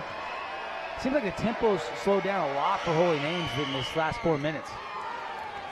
Trevor going to get the rebound off the free throw miss. Leaves for Tarek Cool. Back to Trevor. Trevor still just with the 1 assist. Needs 3 more. Past Kimball Payne is the all-time assist leader. Tarek inside to Montgomery. Montgomery, offensive foul. Easy call. The way that the whistle was blown pretty emphatically, you knew that that one was going the other way, and we're going to get a look at it. And he did kind of turn and hit him with the elbow. Dean went to the floor pretty easily. Dean anticipated that really nicely. Yeah. As soon as that contact came, he was already into the backwards motion to make sure that it looked worse than it really was. A lot of times, you can't tell me that Dean, if he wanted to body up and not get knocked over, he wouldn't have been able to there. It wasn't that much contact. 40 seconds remaining until halftime. Taylor to Strong, a deep 2. couldn't quite get behind the line. He makes it 49-33. Dixie State lead is trimmed to 16. 30 seconds remaining on the game clock. A 3-second differential between game and shots. 25 game, 22 shot at the moment. Tarek Cool running the shot clock down to 15. Passing to Trevor, down to 13. Trevor to the right with 10. To Tarek Cool with 8. With 7. With 6 and 5. And a hand check foul is going to send Tarek Cool to the free throw line. Alonzo Taylor ruins what was otherwise a pretty good defensive possession for Holy Names. Yeah, pretty patient set offensively for the Trailblazers as well. Cool was going to come cross over, couldn't, accelerated back to that, stayed with that left hand, and then as he was dipping back through, that's where the two hands, you cannot put the two hands down. It's a quick whistle. We've seen it consistent all year long. We've seen the moving screen called a lot this year too, where you can't go wider with the feet than your shoulders. A couple points of emphasis last couple years. Tarek makes the first free throw. And with 8.3 seconds remaining, they stick Kyler back in place of Austin Montgomery. Another shooter. Second free throw rolls around and falls through. Maybe get a quick stop, maybe get another shooter that can hit a deep three. That's inside to Taylor with 5 seconds remaining. With 3, with 2, Taylor inside. He traveled. Good. Trevor Hill came over from the help side and swatted the shot away, and Dixie State going to take a timeout, a use it or lose it timeout with 0.7 seconds remaining. Yeah, try to maybe draw up an alley-oop or something, lob it down, a pick, try to get a catch and shoot. Pull out all the stops. 0.7, you do have time to catch and release. It doesn't have to just be a tip-in. Anything over a half a second, you do have time to let it fly. We need to get the telestrator out here for next year so we can draw on the screen what play we would draw up here. Coach Sanchez, you see on your screen, having a discussion with the official. Well, I think you definitely put your best passer out of bounds, but somebody with some length, like maybe a Dale or Youngblood is a trigger man in, or maybe even put Brandon Semester, who is your traditional inbound trigger man, although he's not in the game right now. It doesn't look like they're going to substitute him in, so it's going to be Trevor Hill that's going to throw the pass. And he's got Tarek Cool with him with 0.7 seconds. If you can get someone on the run almost at half court, you catch and get a shot off. Double team. So here we go. Tarek, that's fine because they want to throw it all the way down. Trevor going to throw it all the way down to Wade Miller. Turn and shoot 3 at the buzzer. And Dixie State coaches want a foul. And the referee going to say no. He was straight up, so it's going to go in as a block for Holy Names. And Coach Judkins is not happy about that call. We want to see it again. Here we go. Wade catches, and that's pretty straight up. That's good defense by Jamie Strong. Juddy thought maybe he slid up into him. I think that looks pretty clean. Yeah, as you see it on the replay. I don't know if he would have got that off in time anyway. Yeah. Maybe it did beat the buzzer, but that was a long 0.7 of a second. Even if he gets that through the net, and it clearly came up short, he had to shoot it through that straight up guard. And Holy Names gives up 51 points in the first half. That defense getting out and running, leading the offense, and of course highlighted by Trevor Hill. 362 hand throwdown. What an exciting first half on senior night for Dixie State. Yeah, wait to see that one in the first half highlights. 14:40 to go. Dixie State leading 51-33 at the half. Let's take a 3-minute timeout and come right back on the Trailblazer Basketball Network with the Info West Halftime Report. Retired school psychologist, and helping people was my thing. After my stroke, when Meals on Wheels started, I was on the other end of the stick, so to speak, and I appreciated it very much, the attention that was given. My name is Julius Gaines, creative writer, poet, photographer. America, let's do lunch. Drop off a hot meal and say hello. Volunteer by donating your lunch break at americaletsdolunch.org.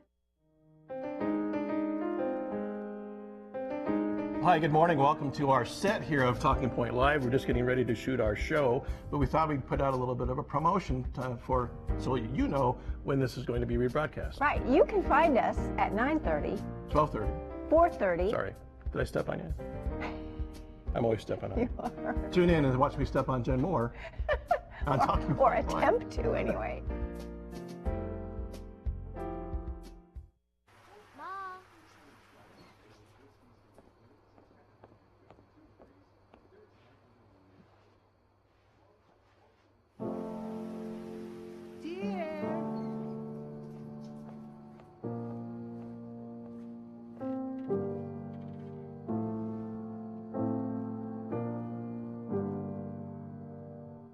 Visit aarp.org/caregiving for information on how to provide even better care for the person who wants to care of you. Fast-paced family life in need of a slowdown? Hello, I'm Dr. Spruce. Did you know all those green shapes on maps are parks and forests? It's true. Visit discovertheforest.org and plan to visit a park or forest near you, instead of just wondering what it would have been like. While the word forest might make you think of distant lands from far, far away, please note parks and forests are closer than you think, which means things like beautiful scenery, fresh air, and family time are also closer than you think.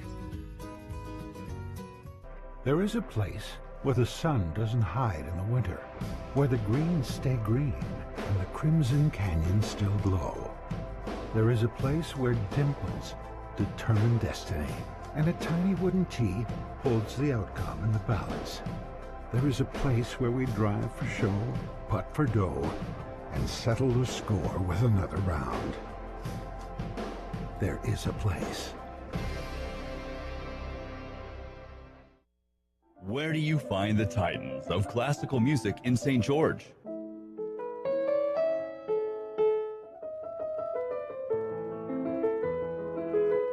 Classical music on Radio St. George, 100.3 FM. Where do you find the legends of jazz?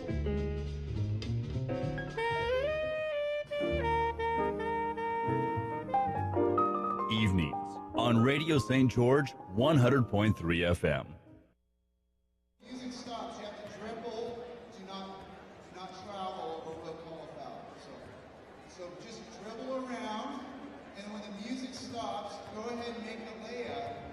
And when you make the layup, then you can dart back. Welcome back inside the Burns Arena. It is halftime. You know what that means. It's time for the InfoWest Halftime Report. InfoWest, the internet people. Go check them out at infowest.com. They will get you hooked up with all your internet needs. If you ever have used the Wi-Fi, in fact, inside the Burns Arena, that is powered by InfoWest as well. We welcome you inside the InfoWest Halftime Report. Trailblazers lead at 51-33 at the half. And we said, Devin, about 10 minutes through that first half, it was a couple possession game.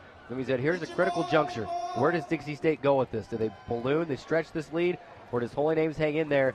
Holy Names hung in there for a minute, and then Dixie State turned it on and has built an 18-point lead at the half and scored 51 points. A pretty efficient half offensively for the Trailblazers and on the defensive end. Red hot shooting, 14-28 from the field, 50%, and 8 of those 14 shots, so a little more than half assisted.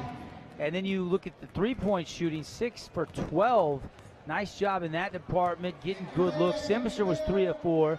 Trevor was 1 for 1. Zach was 1 for 2, and Wade Miller went 1 for 3 from downtown. 6 of 12 as a team, pretty efficient to say the least. And then 17-21, 81% from the free throw line.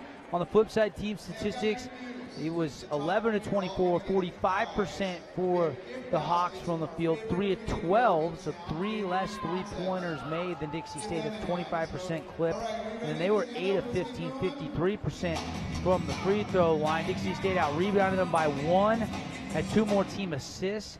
And really the big thing was the turnovers. 4 turnovers for Dixie State, a much better job than what we saw on Saturday night. And they forced 11, and a lot of those led to 21 Dixie State points off turnovers. That might be one of the highest first halves in that department we've seen, if not the highest. I think it is at home. I don't recall a half when they had more points off turnovers than tonight. Maybe early in the season. When you've got Trevor Hill and Daylor Youngblood out there together, I mean, that's a pretty dynamic duo defensively to try and create those turnovers. It's not that we haven't seen that before, but tonight it's just causing Holy Names fits. They can't seem to get through that. Dixie State has forced those 11 turnovers, and like I said, 21 points off of those turnovers, and the Trailblazers with an 18-point lead at the half. Look at some individual performances offensively, and Brandon Simister and Trevor Hill leading this team. 16 points for Brandon, 14 points for Trevor Hill, and I don't really think it should come as any surprise because you go back to Saturday's game, and who are the 2 players that struggled offensively? Yeah, Brandon Simister, Trevor Hill, and now they've come out, with the vengeance in this game. It's senior night. This is the last time they'll play on this floor, at least in this uniform. They might play some pickup ball later, in this arena sometime in the future. But as a Dixie State Trailblazers, this is the last time they play on this floor. They want to make sure they leave their mark on this arena, on the impression on the fans, and on this game. Yeah, no question. I mean, you can't hold these guys down. They average 15 points a game, so off night happens. They're going to make up for it. If they only scored 10, they'll probably have 20 the next night. You know what I mean? That's why through 23 games, you're averaging over 15 points a game. So they've been sensational. They've been consistent. And, man, they've combined for 30 so far in this first half of the 51. They've almost, those two, outscored the Hawks. It's Brandon and Trevor 30, Holy Names 33. Thank goodness Dixie State really deep, and they've got 51 on the board. A lot to choose from here, but I'm going to put you on the spot. What have you liked most about this first half? Because there's been plenty to choose from offensively and defensively. Well, I like the defense with that smaller lineup on the perimeter, although down in the paint we've seen them able to get some buckets and then earn some trips to the foul line. They've got 15 free throw attempts, but they've only hit about 8 of them. So that's something that you'd like to see a little bit better. But with Isaiah Clark out of that game for stretches, you do have some mismatches down there. You got some guys down there 6'9" for the Sharks, and you're going 6'6", so you do have a little bit of size, but more than making up for it with the 11 turnovers on the perimeter. So, you know, I've liked that small lineup all year long, and Coach Judkins going with it tonight. Obviously, Montgomery did come in, but only a couple short stints. He's been sick, and so really it will be probably more of the same in the second half. We're going to continue to see Dub and Quincy come in and play the 4 and the 5 when Clark's getting a breather. Then we'll see probably the rotation with Montgomery get in there to give you some size, and they'll just keep going back and forth until they find the best chemistry and see what works. But right now, everything's going according to plan. I mean, Coach Judkins has got to be pretty pleased with the 51-33 lead at the half, especially with the way they're shooting the basketball and depending on the outside of the court. Take a look at some highlights for the first half for your TV and internet audience on CEC TV and the YouTube page, youtube.com/Dixie State Athletics. And then we'll toss it to break here in just a minute. But the Trailblazers lead it 51-33. But first, hey guys of the truck. There's the highlight. There's the highlight. These guys, for YouTube and internet audience right now, these are the guys and gals that make this thing happen. We have, I like to say, one of the, if not the best production crews and just overall production in all of Division II, probably rivaling in some Division I production as well. So a great look inside the truck. Now let's roll those first half highlights if we've got those ready. Here we go. A lot of early highlights for Dixie State, but some early ones there. Holy Names came out shooting. First 8 minutes, this game was pretty close. Kyler Nelson, nice little floater. Nice little jump stop to make sure he comes down with 2 steps. And then Sims getting out. He never touched it with 2 hands. That was a one-handed lane all the way and one after the foul occurred. Steal for Holy Names. And then getting inside. It was really back and forth game for the first 10, 12 minutes of this with Brandon Simister a steal. Pass it over to Trevor, and he gets inside. He's just so strong. He wanted to dunk that one, had to change his mind, and laid it up in. Of course, he got his dunk later, though, so don't worry. Brandon Simister, very efficient three-point shooting game in the first half. He goes 3 of 4 from the outside. Nice little backdoor cut and a 2-hand throw down by Andre Green. I forgot about that dunk. That's why Trevor had to throw on the 360. He had to one up that one. Trevor, great night in the first half so far. 14 points, gets the bucket, lays it in with the right hand, and then just takes that one away on the inbounds pass, and he'll get up and lay it up and in. And so he had a couple steal and scores, but we're getting to the one that everybody got really excited about. Trevor knocking down the 3 from the right corner 3 on the pass from Brandon. But here we go. The steal, and you're going to see this one from multiple angles, I'm sure. The 360 throwdown that we're going to try to get nominated for Sports Center Top 10 tonight. And he's so good, we're going to take a look at it 3 or 4 times from different angles, I'm sure. Trevor Hill, the steal. And we're only going to get that one. We got the Isaiah Clark one 3 angles the other night. The 360 dunk, we only get it 2 angles. I'm just kidding, guys. Back in the truck. Thanks for all your hard work. Trailblazers lead at 51-33 at the half. Let's take a 2-minute timeout. We come back. Quick PacWest scoreboard update for you. We'll look around at some other scores as well. 2-minute timeout. Right back in the InfoWest halftime report.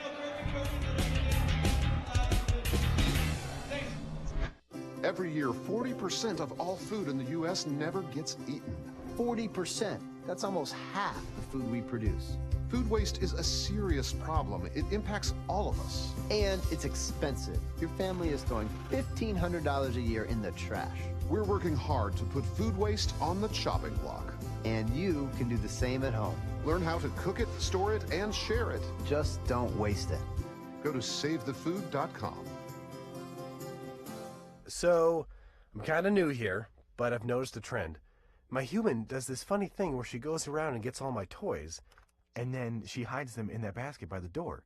You know, but it's always the same basket, and it's always in the same place. And then she acts so surprised when I find them, but, you know, she's putting them in the same basket again. It's like, hello, that's where you put it last time. You were the worst at hide and go seek.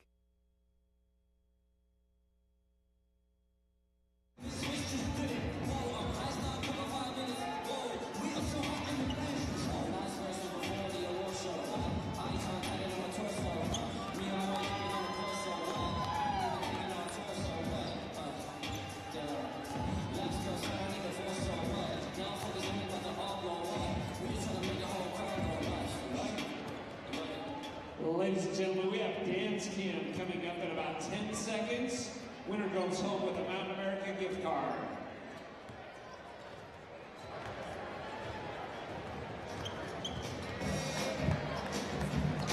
All right, ladies and gentlemen, we got to see your best moves. Hungry Howie's, even better. Hungry Howie's gift card for the winners. Oh, yeah.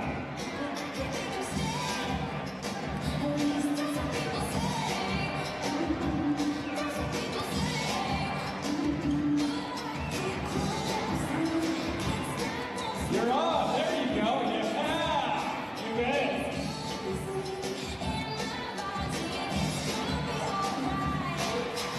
Welcome back inside the Burns Arena. Time winding down on the halftime clock, but just enough time to give you a quick First Days Hardware Pac-West scoreboard update. That's will be quick because it's the only game in the Pac-West Conference tonight. Now there is one game tomorrow, Concordia at Dominican, and then of course the full slate on Thursday where Dixie State opens a 2-game trip at Biola. The Dixie State Holy Name's the only game in the Pac-West Conference tonight. Devin, what else do we have going on? Otherwise, top 25. Any scores you want to throw at us? Here we go. Well, Trey Young, not enough tonight. Kansas, 8th team in the country, all over Oklahoma. I think that's their 5th straight loss, 104-74. That was the only top 25 game on the docket tonight. But Minnesota has got 14 seconds left in Madison, up on the Badgers, 59-56. And Miami went into Notre Dame and might have really hurt their chances. They were one of those last 4 out, according to Joey Lenardi. Miami wins 77-74. Maryland in Northwestern wins by 7, 71-64. And yeah, lighter slate of college basketball. USA hockey right now, they're leading 1-0. Women won 5-0, so they're in the finals earlier today. Las Vegas Golden Knights also in action tonight. What a start to the season.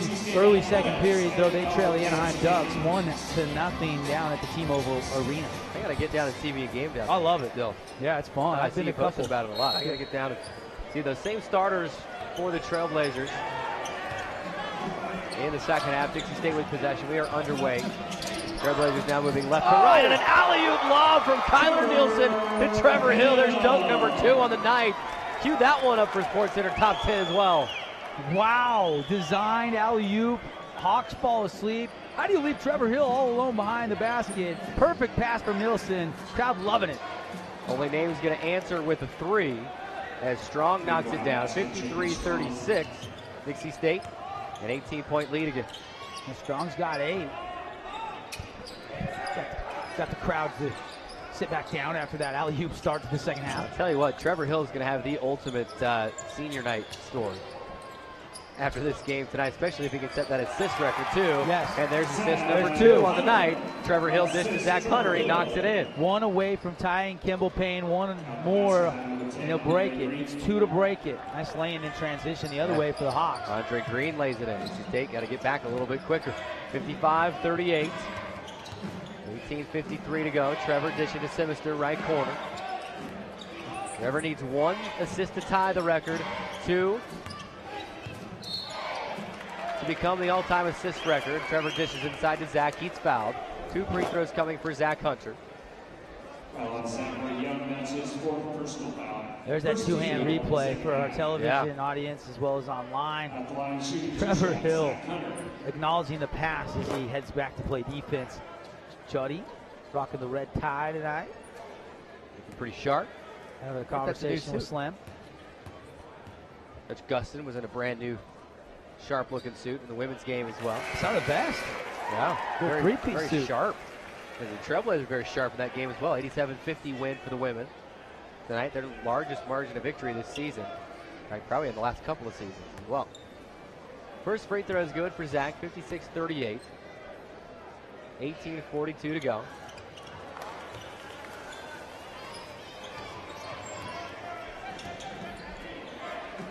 Second free throw rims out. Holy names the rebound. 18:35 to go in the second.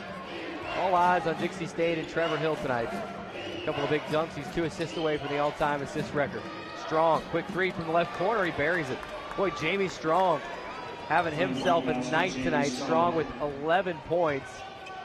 And he has made 3 threes tonight on the season. Strong at 37% three-point shooter. Trevor Hill for 3, left wing. No. Tip put back. Zach couldn't get it to go. Here comes the Hawks. In transition. Layup missed by Jules Sanders. Isaiah Clark the rebound. Dixie State the possession and a 56-41 lead. Trevor quickly inside to Zach Hunter. There's assist number 3. He has pulled even with Kimball Payne at 395 career assists. One more, and Trevor Hill will be the all-time assist leader at Dixie State University. 58-41, Trailblazers lead it. 17:30 to go. Kazar inside, working on Clark, couldn't get it to go. Zach Hunter the rebound. Will it happen on this possession? Trevor inside, leaves for Zach. Zach drives in, leaves for Trevor, and it's knocked out of bounds.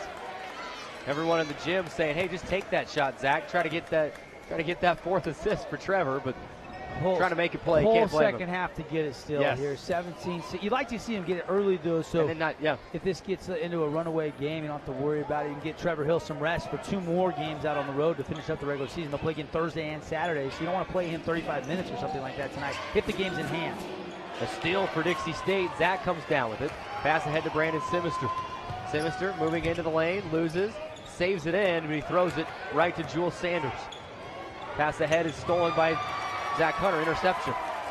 And here come the Trailblazers. Trevor has it in his hands, bounce to Kyler, tapped out of bounds.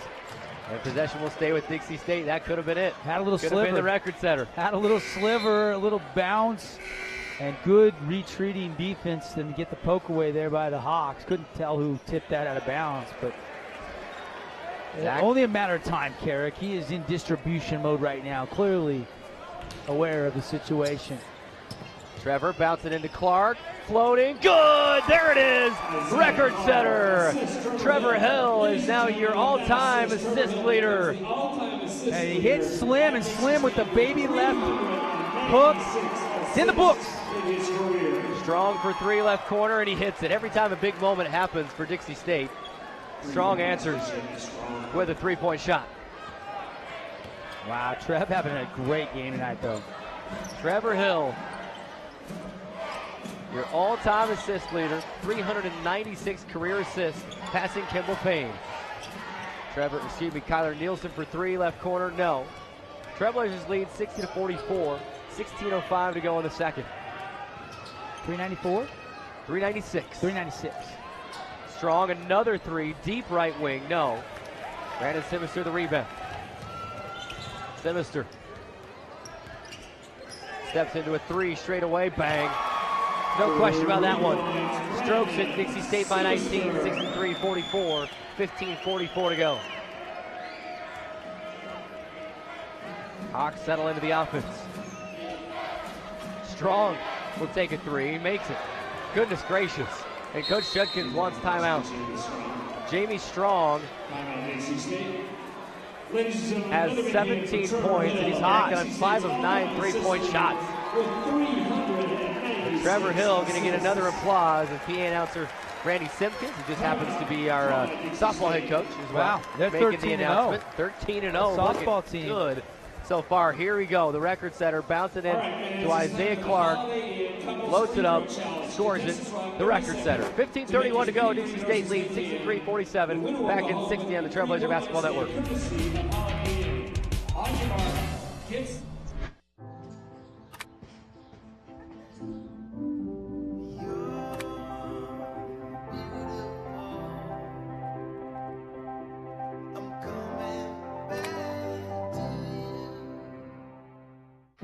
Beethoven's favorite fruit? Banana.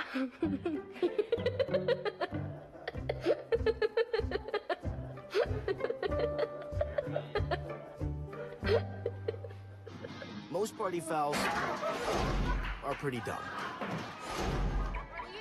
But if you decide to drink and drive underage, you could lose your license and your freedom. Underage drinking and driving, the ultimate party foul. The contestants in our Holiday Inn Couples Free Throw Challenge, and big thanks to Holiday Inn Express and Suites for their continued sponsorship of Dixie State Athletics.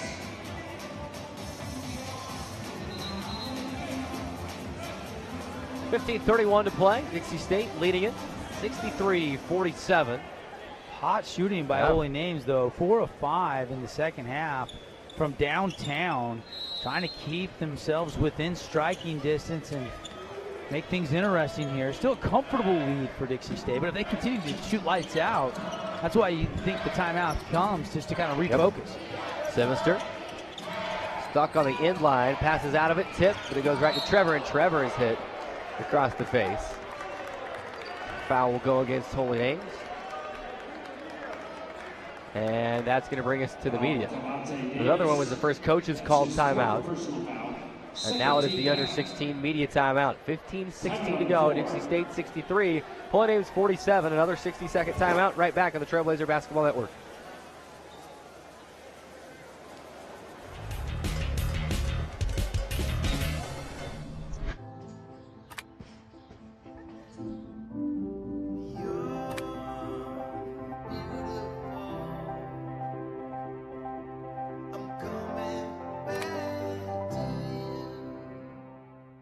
What's Beethoven's favorite fruit? Banana.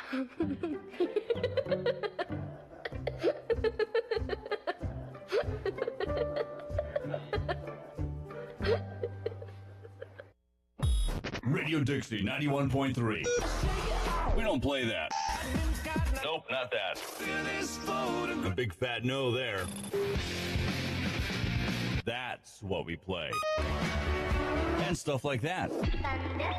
On St. George's only alternative, Radio Dixie 91.3. Oh, and from 9 till midnight, we play this. I need a one dance. And this. Radio Dixie 91.3 FM. And welcome back. Dixie State leading 63-47. 15-16 to go. A couple quick 60-second timeouts back-to-back, but hopefully time for Dixie State to be able to settle down, say, assist records out of the way. We're having fun tonight. We want to make sure we get the main goal and win this ballgame. Yeah, still a 16-point lead right now, but certainly Coach Judkins wants no lapses in the defensive intensity. They're still shooting it pretty good, but 6 of 12, Dixie State. 50% in the second half from the field, so it's not like they've cooled off offensively here to start the second half. Dixie State with possession. Over to Semister, another three left wing, yes. Seniors having themselves a night. Semister's feeling it. 5 of 6 from downtown. He's got a game-high 22 points for Brandon, and all within the framework of the offense.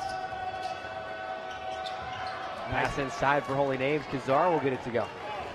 66-49, Dixie State leads. 14:43 to go. Youngblood looking inside. Dub Price catches, and his shot is blocked out of bounds. That's the luxury, though, that you have when you have a playmaker like Trevor Hill. You have two pure point guards almost on the court at all times, and where Trev's went more distribution mode here, early stage of second half, you can spot Brandon up, and Brandon, the more efficient three-point shooter, it works well. They're interchangeable, depending on the situation. Trevor catches the inbounds pass. 14:33 to go. Dark Sims in the corner. Trevor to the bucket, off the window. Yes. Trevor Hill, 18 points tonight. Nobody stopped ball. How do you not stop ball in that situation? Trev just cruising by and soft touch off the window. 14:16 to go. Dixie State leading at 68-49. Strong, another quick catch and shoot three. Right wing just a little too deep, left it short. Dixie State the rebound. Youngblood blows it up left wing.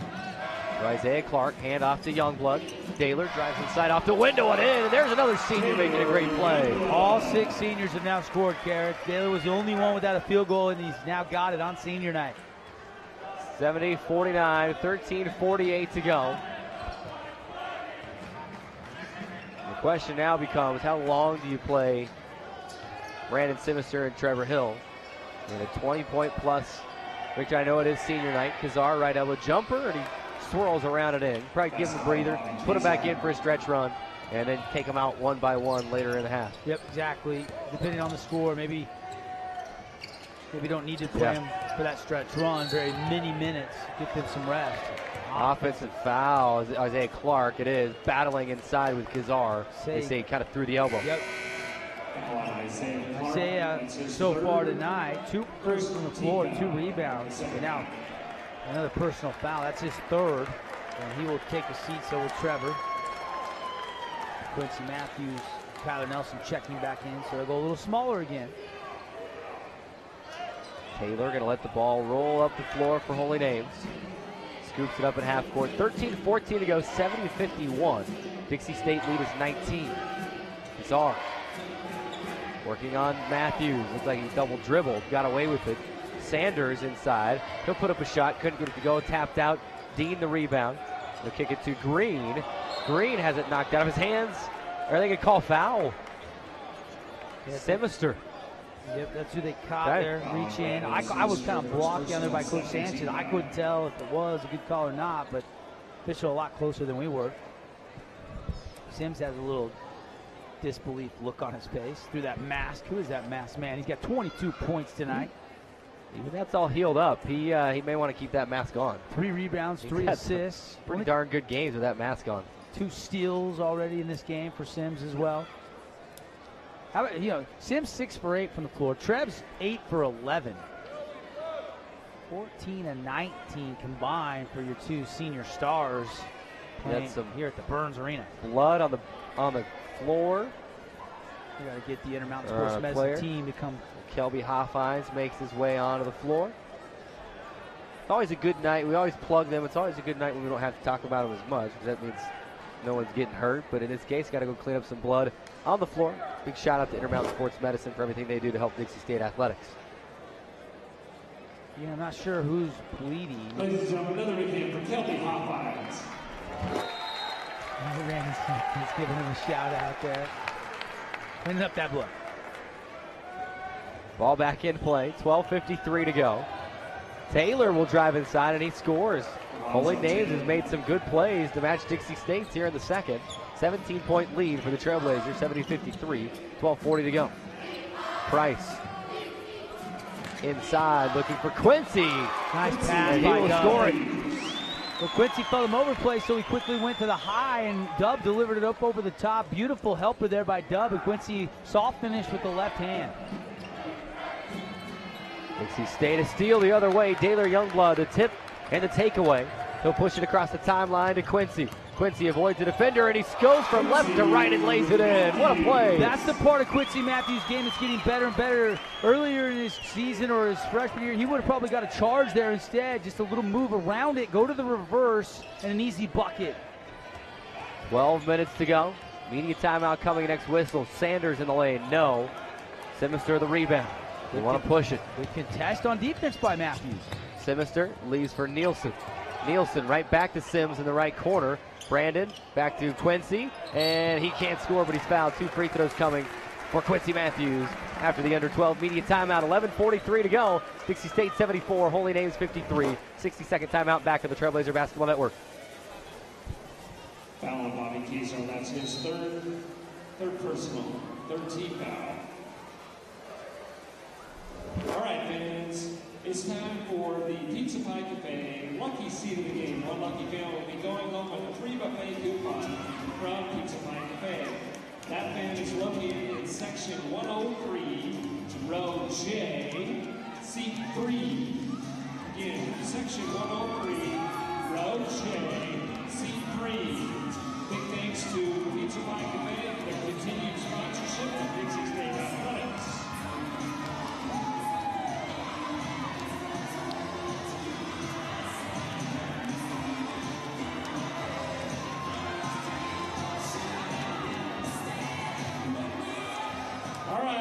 you're on the kiss cam, you know what to do. Oh, there we go. He started out right.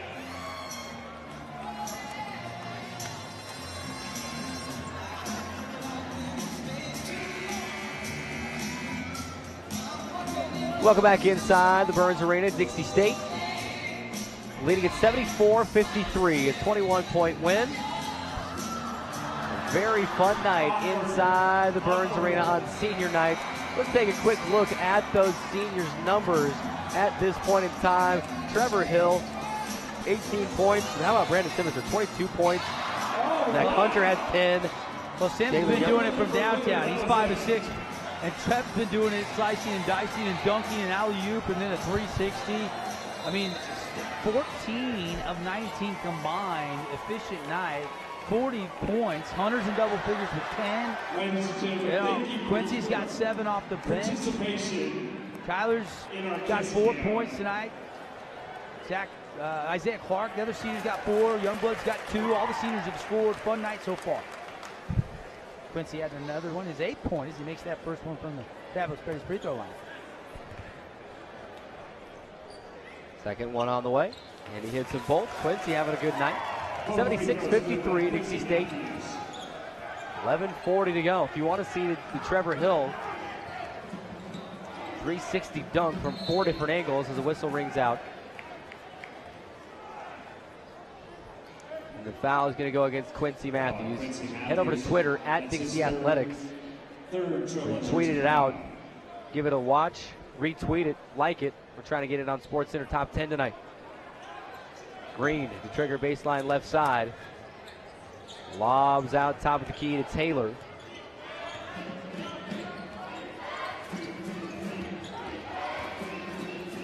Inside Green, he loses. Quincy picks it up. And we'll leave it back for Daylor. Daylor ahead to Kyler. What a great look. Touch pass to Zach Hunter, and he scores off the window. 3 passes to get the best look you could imagine after a delayed fast break there. Juddy yelled go, and then they fed it ahead. Looked like Q was going to slow it up for a moment. Taylor drives inside, couldn't get it to go. Zach Hunter the rebound. He's got a double-double, Carrick. He does. 12 and 10 for Zach Hunter tonight. Daylor off the window, and he scores. Here we go. The route is on. 80-53. Dixie State leads it with 10:50 to go. We could see a century mark eclipse tonight.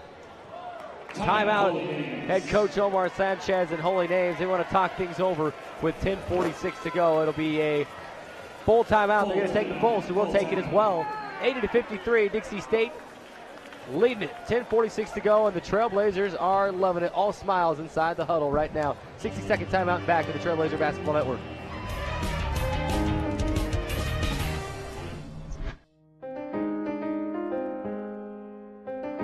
Hi, good morning. Welcome to our set here of Talking Point Live. We're just getting ready to shoot our show, but we thought we'd put out a little bit of a promotion so you know when this is going to be rebroadcast. Right. You can find us at 9:30, 12:30. 4:30. Sorry. Did I step on you? I'm always stepping on you. You are. Tune in and watch me step on Jen Moore. or attempt to, anyway.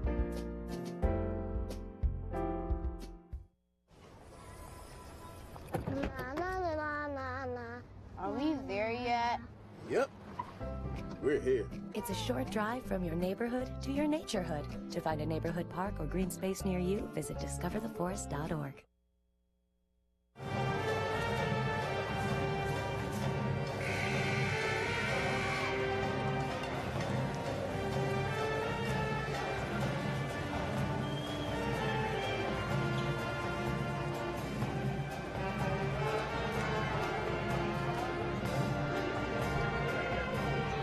To 53, Dixie State leading with 10:46 to play. A fun night inside the Burns Arena. The Trailblazers having a fun time tonight. On the floor right now, Wade Miller, Zach Hunter, Quincy Matthews, Daylor Youngblood, Kyler Nielsen. Only names with possession. Green, top of the key to Taylor.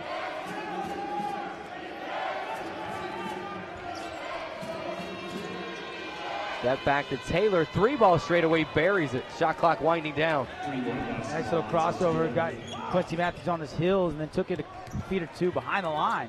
Quincy loses, regains in the paint, kicks it back out. Zach Hunter, hand off to Wade Miller, right back into Quincy, and it's tipped out of bounds. And I think it's going to stay with Dixie State. I think it went off of Quincy. Kazard chased it down and knocked that out of bounds, and Dixie State going to get it back. Yeah, it looked a little sloppy getting into that offensive set, but we'll have to fight another opportunity here. Quincy leaves for Daylor. Daylor. Bump to the right wing, no whistle. How about Q? 3-ball straight away, lines it up, couldn't get it to go. Tip put back over the backboard. Yeah, Q coming into that doesn't take many threes. He only attempted 4 on the season, but he was, I think, 3 for 4 or 3 for 5. He pretty good. And that one was a low arcing shot, a little more trajectory. Might have had it.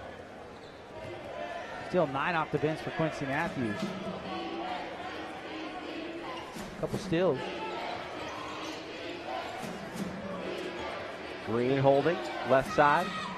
Gives to Taylor.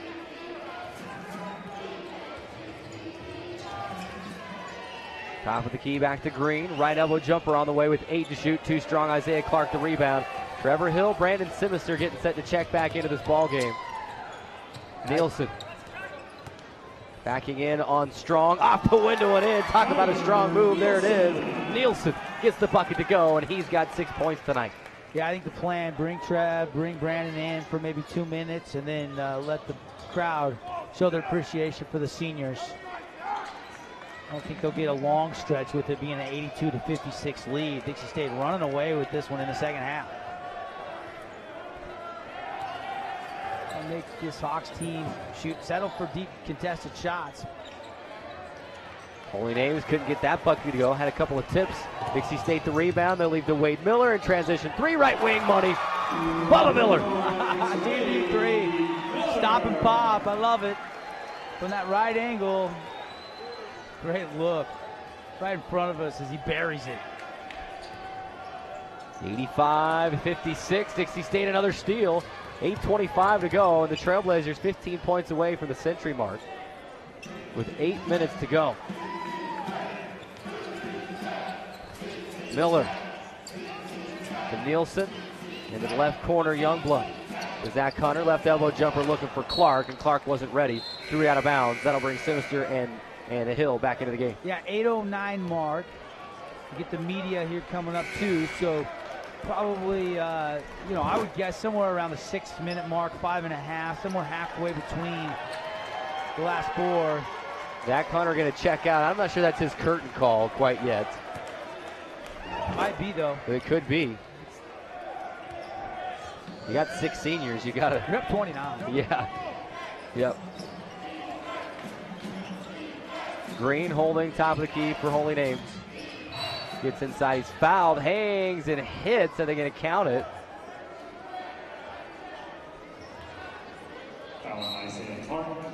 And no signal as to whether the shot will count as not. We're going to say it didn't for the moment. 7:56 to go. Dixie State 85, Holy Names 56. 60-second timeout back on the Trailblazer Basketball Network. There is a place where looking out means looking in, where an impression lasting only a few seconds will be imprinted on a life forever, where courage is forged and innocence rediscovered, where remembering is rewarding and forgetting unforgettable. There is a place where truth is felt and where seeing is believing. There is a place. Did you hear about the pony with a sore throat? He was a little horse. Can I tell you a cat joke? Just kidding. Why couldn't the Why was the basketball court all wet? Why? Because the players kept dribbling all over it. Where did cats go on vacation? New York.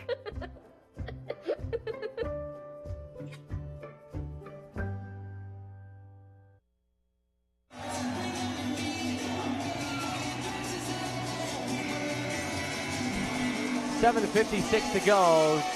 Essentially 8 minutes away from Trailblazer victory. Brooks Devison just left me hanging. and I think I was on the TV when it happened, so I have to go back and watch it over and over again. Thank you, Brooks. Holy Names with possession.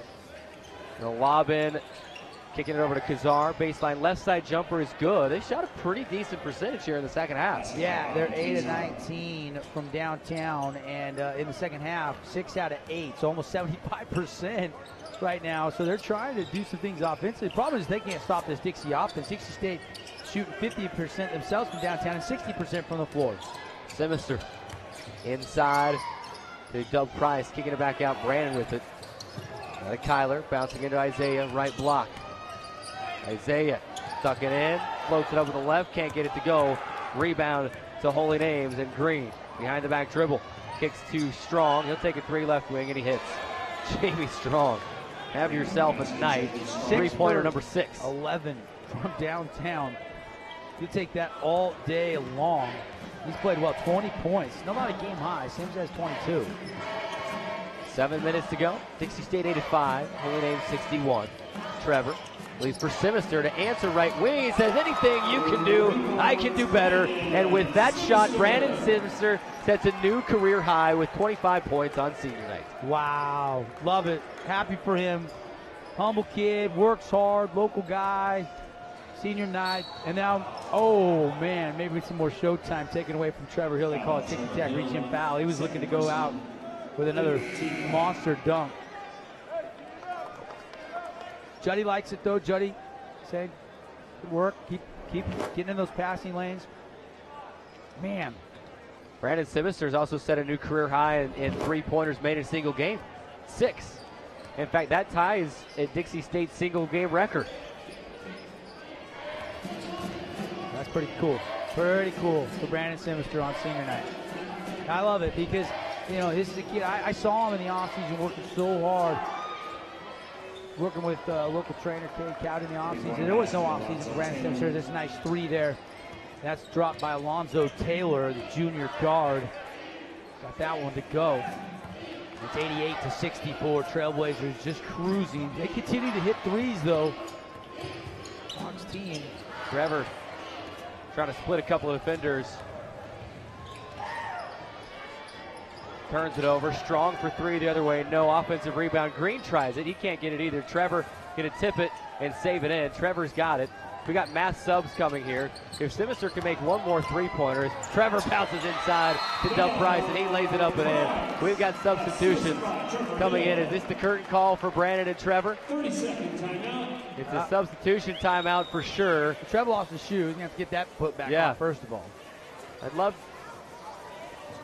Trevor may not get another, or excuse me, Brandon may not get another shot at it. With all this stuff going on, we realize that Brandon with his 6 3-pointers has tied a single game record. Wow. And a career high or just a season high? Career high made in threes for Brandon and in points. He's tied a single game record that both Wade Miller and Brandon Miller have tied in the last 2 seasons, but no one's been able to get over the 6 3-pointer mark, and they're going to leave him in. It looked like they were going to make some mass subs, and they're going to keep them in for just a minute. Pretty cool. Brandon, if he can get one more 3-pointer, I think they may have talked about it during the timeout as well. Well, Johnny only has 2 more timeouts. Yeah. So he can't do too many more. He only got 1. Oh, okay, 1 yeah. now. So he's got to be careful with how he does the curtain calls here, and definitely wants to pay homage to his seniors. Told me earlier this week. They're all like sons to him. He probably wants to do it 1 by 1, I would imagine. Taylor to Strong. Misses the 3. Ball is loose. Offensive rebound for the Hawks. Well, that's Zach Young working hard on the boards down low. Wade Miller set the check in. Taylor Youngblood over here as well. And Tarek Cool also. Brandon may only get 1 shot at this. I'll give Taylor access here we go. to my Twitter account if he needs it while he's hanging out over here. Wade Miller going to check in. Here's Kyler Nielsen's curtain call. Ladies and gentlemen, a big hand. Yeah, Kyler Nielsen. Great career here in front of the home fans. Oh, Simmons is going to check out too. Kind of doing it 1 by 1. He's subbing them 1 by 1. There's a hug from Juddy to Sim. Casey Winters, Jeremiah Barnes also. A lot of love. Foster, David Foster, the other assistant coach of this team. And there it is, Trev. The wave to the crowd. What a highlight reel if you just put one together from all the home games for that stud. 5:05 to play. Taylor step back three right wing. It rims out. Taylor Youngblood the rebound. What a night. Records upon records upon records tonight. Dixie State SID Steve Johnson going to have a fun time right in this recap tonight. Foul going to go against Holy Name. And that is Bobby Kazar. Here we go. Isaiah Clark is going to get his curtain call.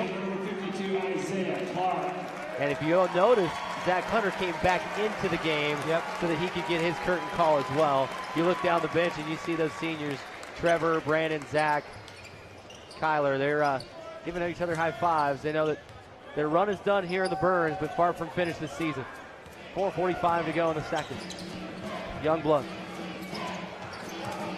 Bouncing inside Austin. Floating with the right-handed scoring. Funny story about that. Austin's mom on Twitter during the first half tweeted that Austin said, I'm probably not going to play tonight. So they turned around and left and then heard us on the radio halfway to Cedar in a snowstorm. Oh, no. That Montgomery was checking in and they missed the game tonight. So shout out to the Montgomerys if you're listening to us on the radio. Appreciate you listening in. Strong misses the three-pointer from the right wing. Dixie State the rebound. Tarek Cool looking inside for Montgomery, turn it over. Green is fouled by Taylor Youngblood with 4:05 to go, and Dixie State leading 92-64. Yeah. And I couldn't have thought of any better way for this senior night to go. No, Trev gets the assist mark. Brandon sets a career high. And here comes Zach. Yeah, this is the current call for Zach. Quincy Matthews checking back in. Ladies and gentlemen, big hug there for Quincy. I know we're not supposed to clap over here at the scores table, but when these seniors come out, got to give them a hand. Holy Names, we still have a basketball game to finish here. Holy Names with it. Taylor, three-point land straight away over to the left side, and Green. Green bouncing inside, and Taylor gets it back, fires a three, missed it, saved in, back to Taylor, hangs, can't hit, and he's fouled by Taylor Youngblood. Good job by Holy Names to keep that ball alive. You know, as I'm sitting here watching Holy Names through this senior night curtain call process, makes me think you got two more senior nights most likely for Biola and then Point Loma especially. That's going to be an emotional night. So there's a lot to play for still, but it is special tonight to go out the way it's happened. It's been a lot of fun. There's no question. 3:47 to go. Dixie State 92-64 leaders. 60-second timeout right back on the Trailblazer Basketball Network. Where do you find the titans of classical music in St. George?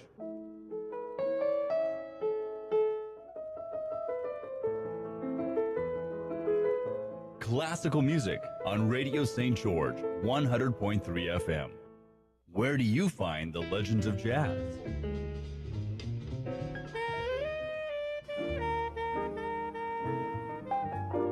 Evenings on Radio St. George, 100.3 FM.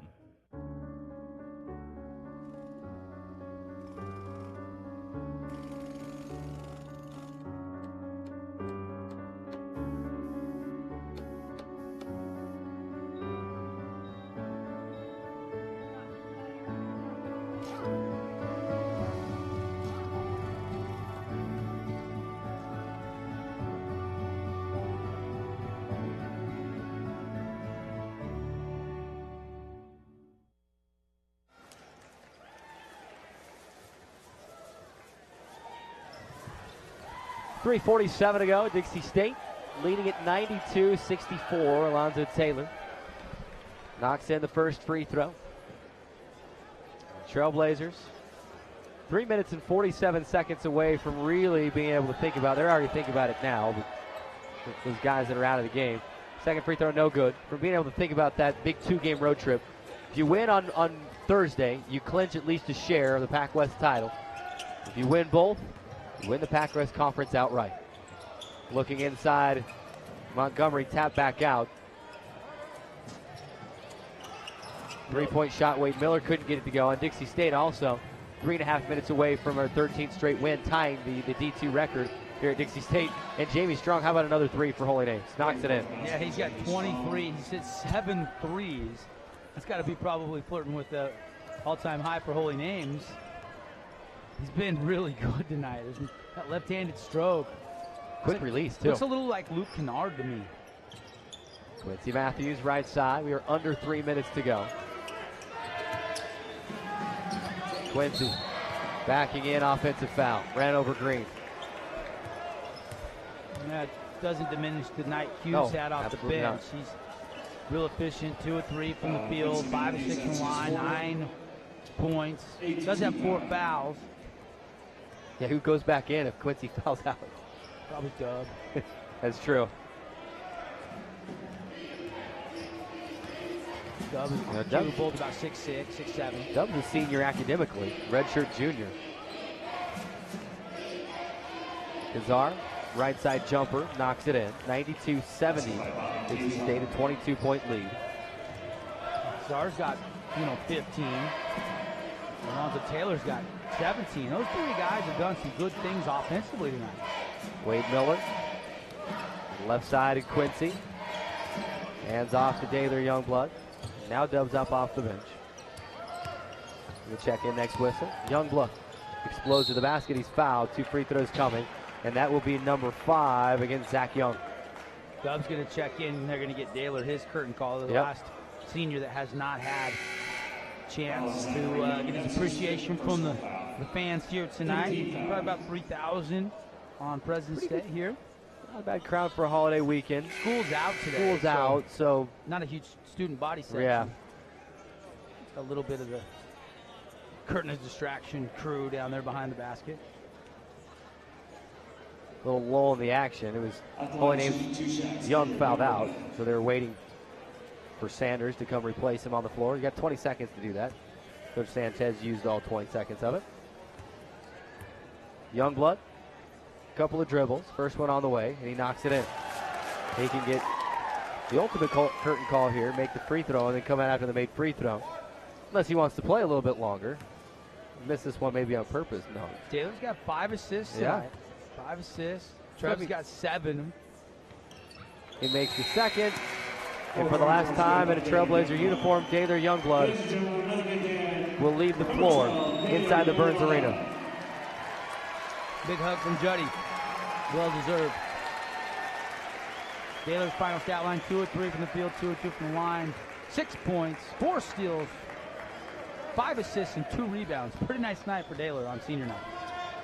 Taylor. 3-point land straight away. Gets inside, leads for Kazar, good helper. And it's a 94-72 Dixie State lead, 2 minutes to go. Cool. Leaves for Quincy Matthews. Quincy drives inside, tries to lay it up in the bucket. A lot of contact. Referee says play on. Holy Names the rebound. Taylor, the other way, can't get it to go. Quincy Matthews the rebound for Dixie State. 1:35 to go. Dixie State 74, Holy Names 72. Time winding down on senior night. Women's team got a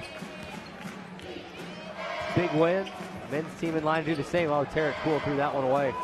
Green to steal. Bounce head to Taylor, and he'll lay it in. 94-74. 20-point lead for Dixie State. 1:10 remaining. Miller. Want to work the right side, yeah. Want to work a little shot clock, maybe down around, 10. Cool crossing over, gets inside, hangs and hits off the window. He's got sick handles, doesn't he? Excited to see what the future holds for that young man. 96-74, Dixie State, 22-point lead, 48 seconds remaining, and then he commits a foul on the other end. Reaching a little bit there. A lot of fouls tonight, but more in the first half. Second half, more of a free-flowing game. Trailblazers have the bulk of them in half number 2. That's their 9th team foul. Taylor makes the first free throw. He'll earn one more. Also, Taylor's a nice player. Yeah. He's got some good players. Only junior. On this squad. They don't have a senior on this team, do they? makes the second. Marcellus Perry is the only senior. Yeah. And I don't know if we even called his name tonight. Not much.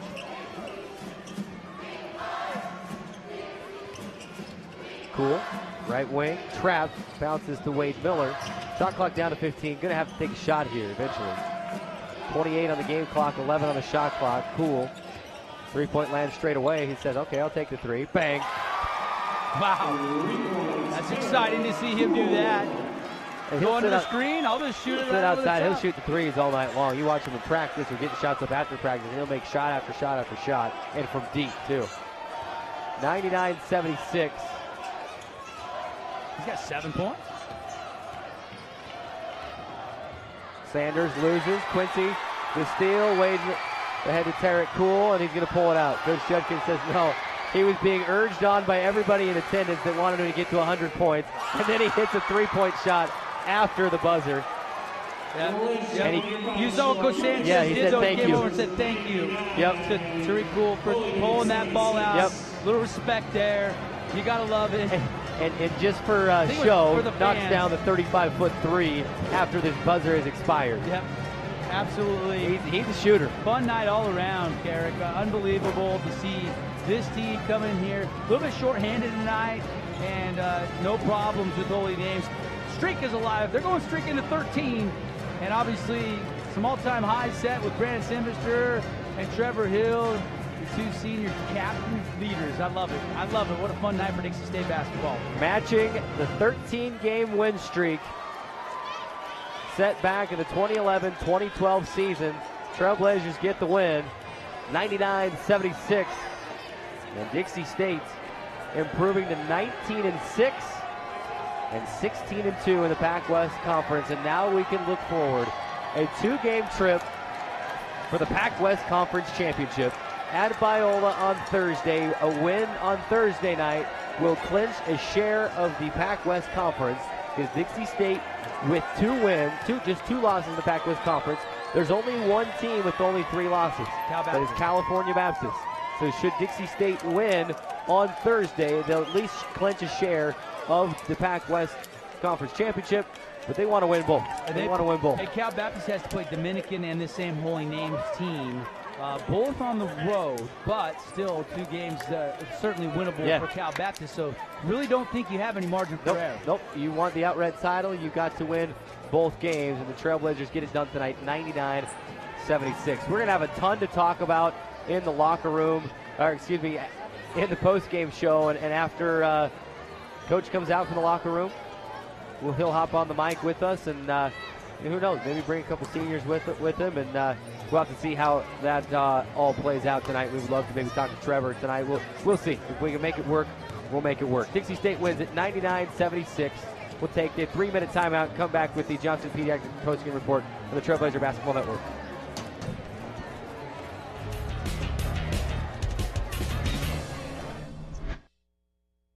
So, I just moved in with his family, and it's embarrassing.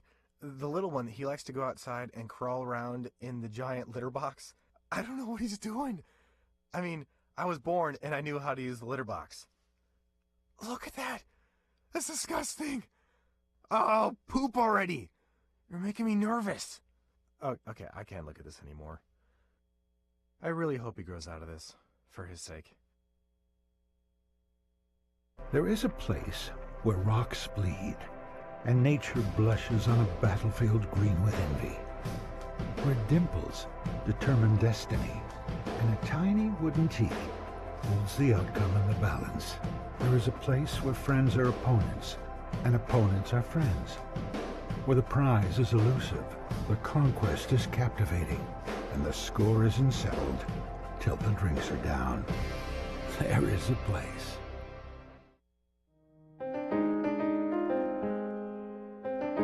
Hi, good morning. Welcome to our set here of Talking Point Live. We're just getting ready to shoot our show, but we thought we'd put out a little bit of a promotion so you know when this is going to be rebroadcast. Right. You can find us at 9:30, 12:30, 4:30. Sorry, did I step on you? I'm always stepping on you. You are. Tune in and watch me step on Jen Moore. Or attempt to, anyway. see on page 4 that the projections need to be earthquake next Thursday. Seriously? Thursday? Can't do that. This is really inconvenient. I have yoga that day. I have no time for this. So. I can't do Thursday, but I can do Friday. Disasters don't plan ahead. You can. Talk to your loved ones about how you're going to be ready in an emergency. Don't wait. Communicate.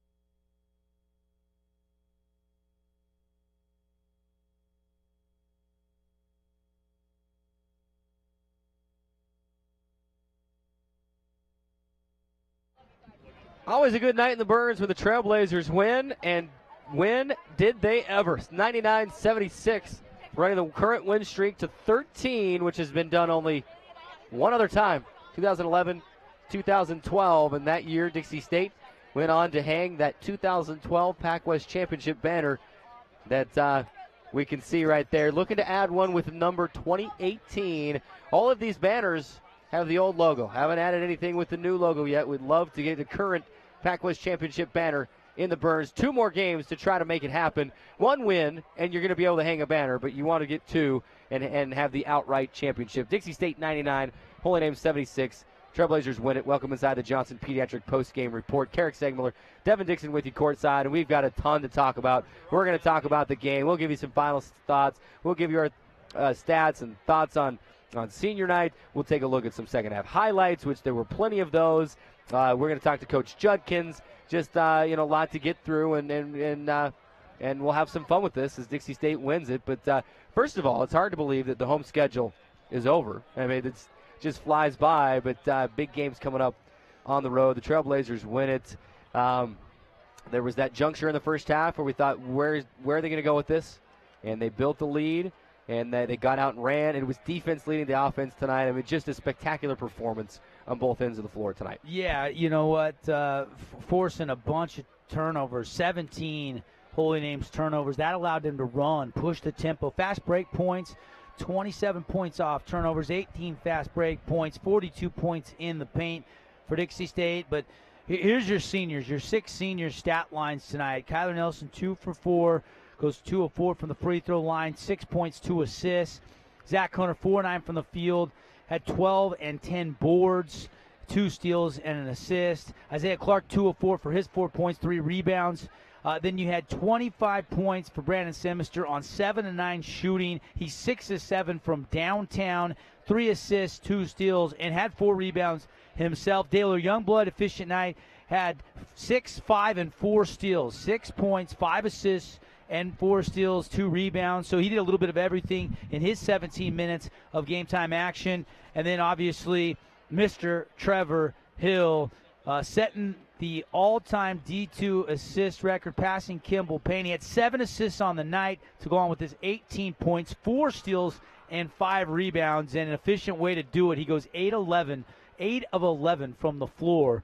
Pretty good stuff from your senior class tonight, as they get the win going away 99-76. I thought Quincy Matthews in his 13 minutes did a nice job, 9 points, had 2 steals and 2 rebounds.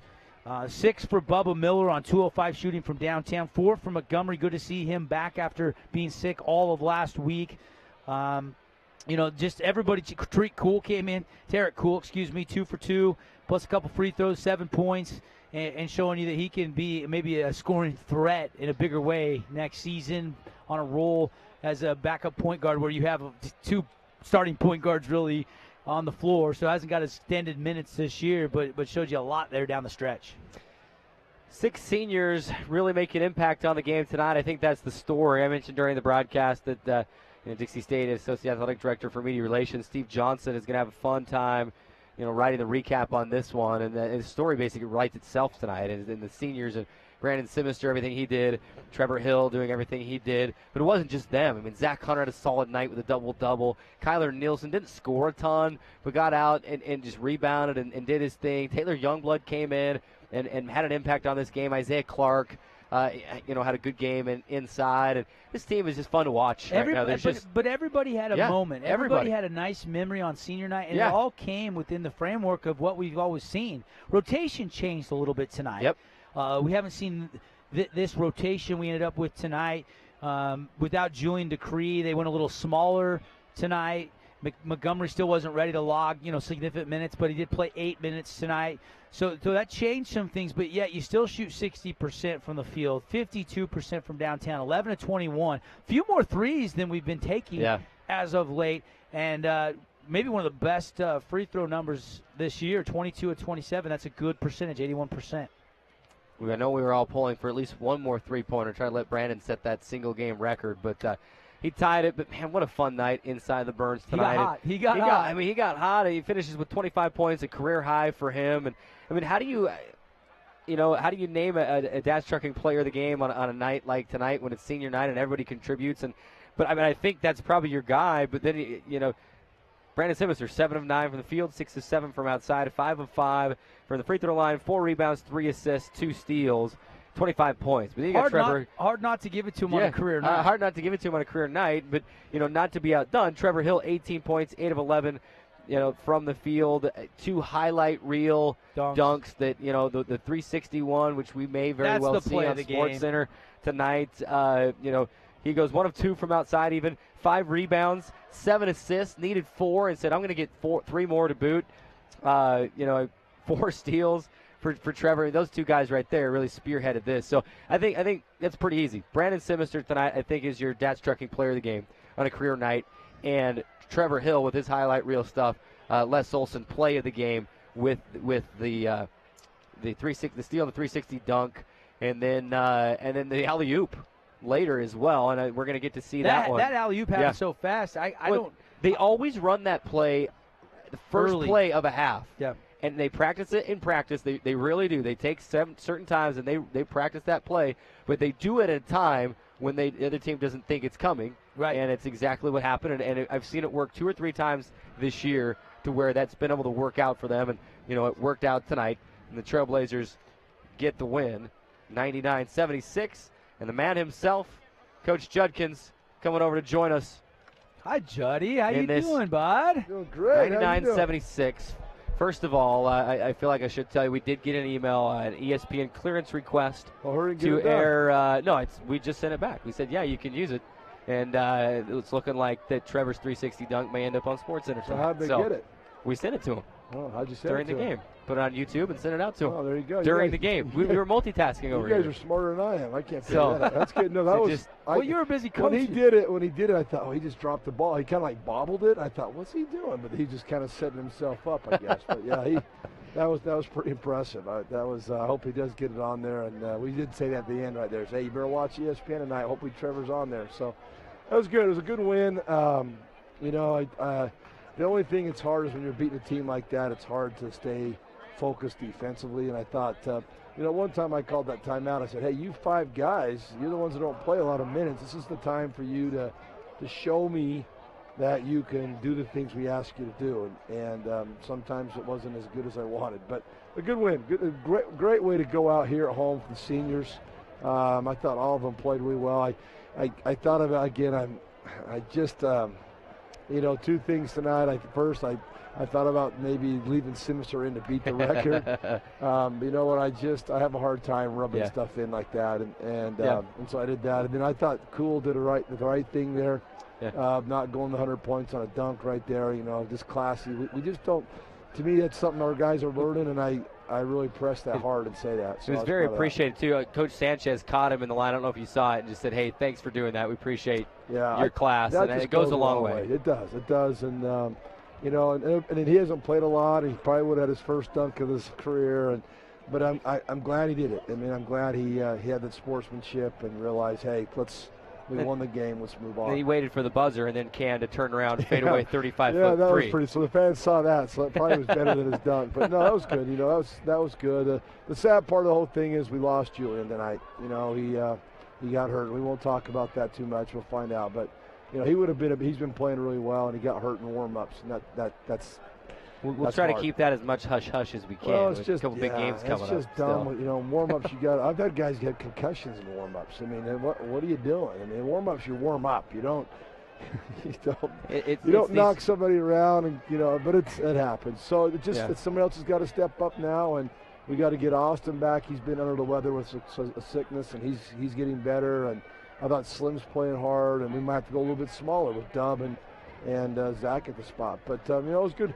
Tonight it worked out good for us because they were littler and they tried to use their penetration, their quickness, and so we went a little bit smaller too. So it was good. It was good to see Trevor getting the assist record, to see that. Simister again, like I said, shot the lights out and he misses 1-3 and the two he missed. If you remember, he drove down the middle and he shot a hook shot from behind his head where all he had to do was do a little do a layup. I think he was surprised he was that open. Yeah, maybe that was. I think he thought he was going to have to go with more arc, and once he turned the corner, he was open. He should have put a ball in front of him. He would have missed one. But man, he shot the ball really well. And then we had 15 steals. Daler gets 4. Trevor gets 4. I mean, we had active hands. That's one thing we were talking about today was, okay, let's get some tips. Tip the ball. Let's go down and get some easy baskets. You know, Zach gets a double-double. I mean, what a way for him to end his career here at home. And like we said in there, I'd say this is our last home game. This is not our last game. We're going to keep getting better and improving and just keep driving. So we're forced. You know, we're talking about, hey, 2 more games and you're champs, one at a time. And you know, I know our guys will be ready for Biola because Biola should have got us here. You know, that shot, I don't know how it didn't go in, rolled around the rim and out. So our guys will be ready to play that one, and we'll take that one at a time. But you know, they know what they got to do, and they're going to go get it done. Coach, take me through this 3-week stretch, or this 13-game stretch. How much fun are you having coaching this particular group? You don't get 13 wins in a row very often. That's quite a feat, Coach. It's hard to do, especially this league, you know, and also going over to Hawaii. You know, it's a tough trip, and then we go to the Bay Area, and you play 4 games in 8 days. I mean, those are some tough ones, and it goes back to our seniors. How they're just tough and mentally tough, and they help the younger guys get through stuff. And you know, I know their bodies hurt, and I know they're banged up, but they want to win. They'll figure out ways to win, and that's what those 13 games. You know, we won some close ones in that little range too, and it's all they figure out ways to win or get stops or hit shots. But it's not an easy thing to do. You're right, so that's why I don't talk about it very much because it's a tough thing to do. Yeah, how emotional was it at the start of the game? It looked like it went really smooth tonight. You've got the senior thing down pat. It's still hard. Now I'm getting emotional again right now. But it's you know, these 6 have come so far, and to see them do what they're doing, it's just it's amazing. It's amazing, and that's the hardest part, you know, and seeing them go, because even like their parents said today in the little luncheon we had or dinner for them, and some of the parents got up and said, you know what, they think you're like their family. We're a family, you know, and we try to treat them like that. You know, we expect them to do good things, and we reward them. But this group's been so fun to coach. They all get along. They just have a good time, and they know when to have fun, and they know when to be serious, you know, and that's the cool part about the whole thing. So it's hard. It was special for me to be able to be the one to do the reads on things. Good job, by the way. Good job. I tell you what, Steve Johnson did a great job putting all that together. Steve Johnson, and you know, there was a few times I thought, man, these guys have written quite the legacy in here, you know, with each player, and especially Trevor and Brandon. I mean, those guys, their script was a full page long, and I was thinking that, you know, man, I may not get through this, but just incredible things that these guys have done. And it's like you just said, Steve. You know, Steve was trying to keep them. I know we were talking about saying keep them kind of not so lengthy, but again, but how do you do not that? With guys like Brandon and Trevor, with what they've done, yes, and the records and the different things they've done, they deserve that. And wow, it's they're a special group. We're definitely going to miss them, but they're the ones that kind of, got us on the map, and now we hope we get some more recruits just like that in the future and have them come in. Both those guys could have maybe played some Division I basketball somewhere, but they decided to go the D2 route, and, man, they're having the time of their life, and they're beating records. And so anybody out there that's thinking about going D1 and got some D2s, I think you got to go the D2 route. So there you go.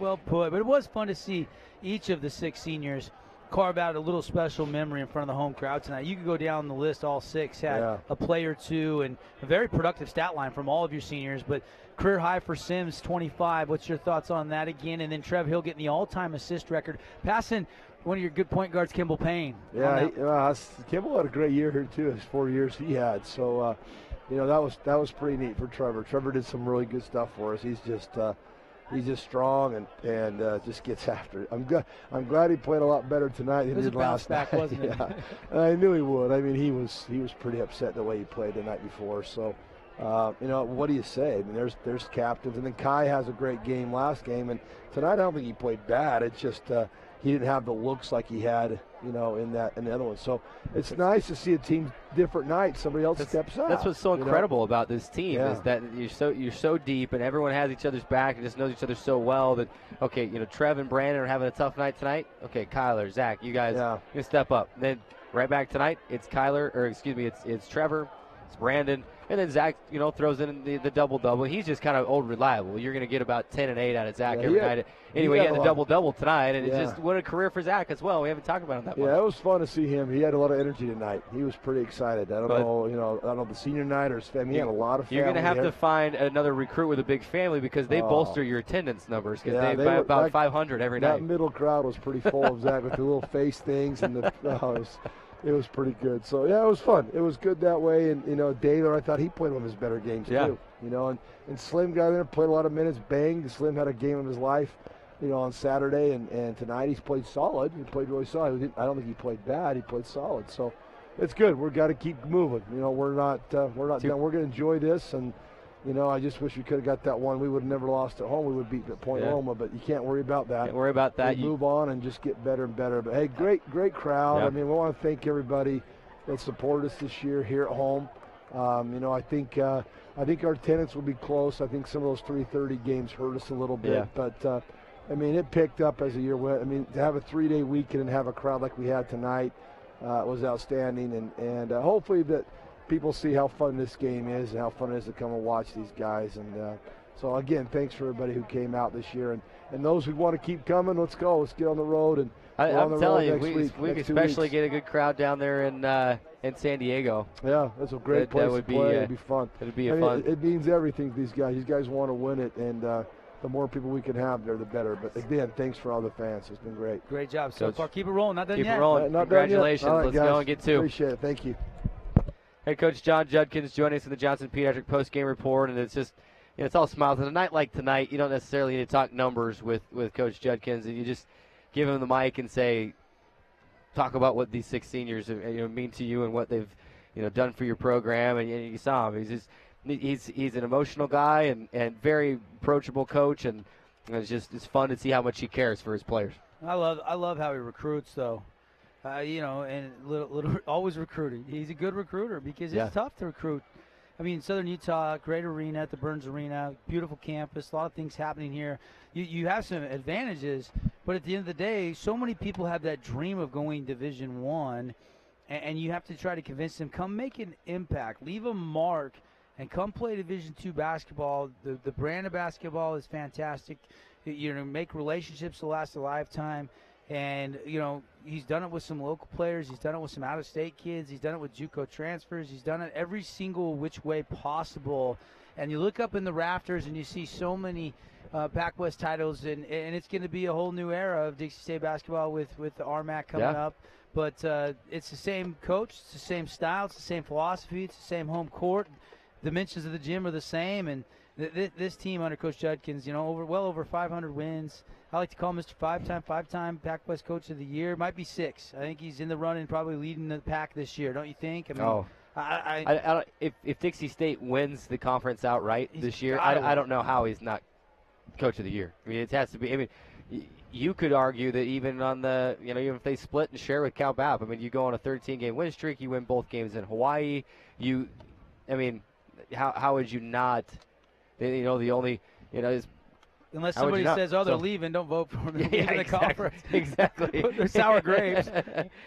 Cal Baptist leaving too, though. Yeah, so they're the other leading coach. They're the right leading coach, so Coach Croy right there. Yeah. So, but I think the Pac-West will still be strong, though. But this is a good conference, man. There's a lot of good, with BYU. The landscape's changing. Teams are coming in, coming out. But that happens at every conference across the country. So, it's just a fun year. And I was really happy for these 6 seniors tonight. I mean, Trev made a couple dunks that he'll never forget. Sims hit 6 threes. He could probably tell you exactly where he spotted up on all of them. He's got that type of We're going to have to give him a hard time about the one miss. Yeah. That was the record. Yeah. Well, he'll trade the win for the record. Absolutely. Every day of the week. And still a lot of pictures going on right now. Daler with Coach Judkins. It is a fun night. Fun night. Great atmosphere. There was, 3,014 people here tonight? Yeah. It's snowy and cold across the state. Which is incredible for a 3-day weekend night. People are making their way back. Yep. From vacations. There's no student section here. And as we're fighting the same thing Saturday night as well, because it was the beginning of the 3-day weekend.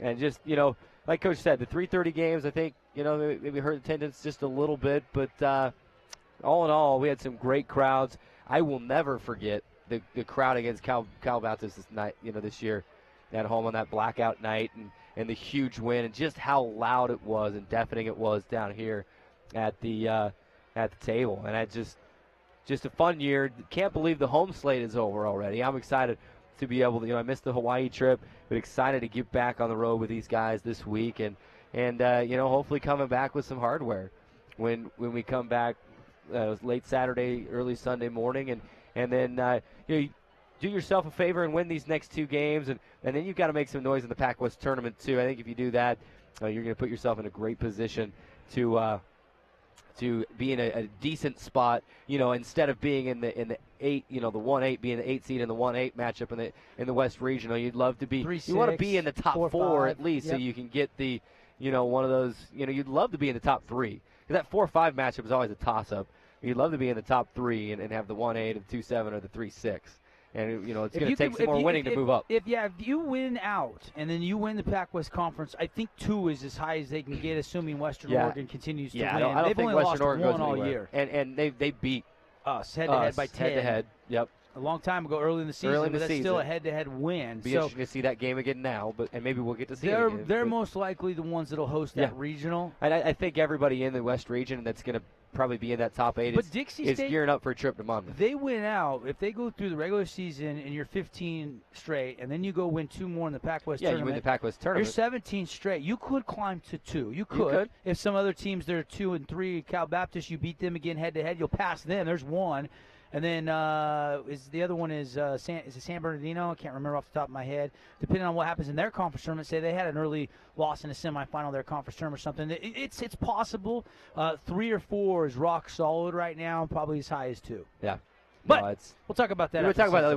We got to go down and get a win in La Mirada on Thursday, and that's the big one right there. You can't look ahead to Point Loma because Biola will make you.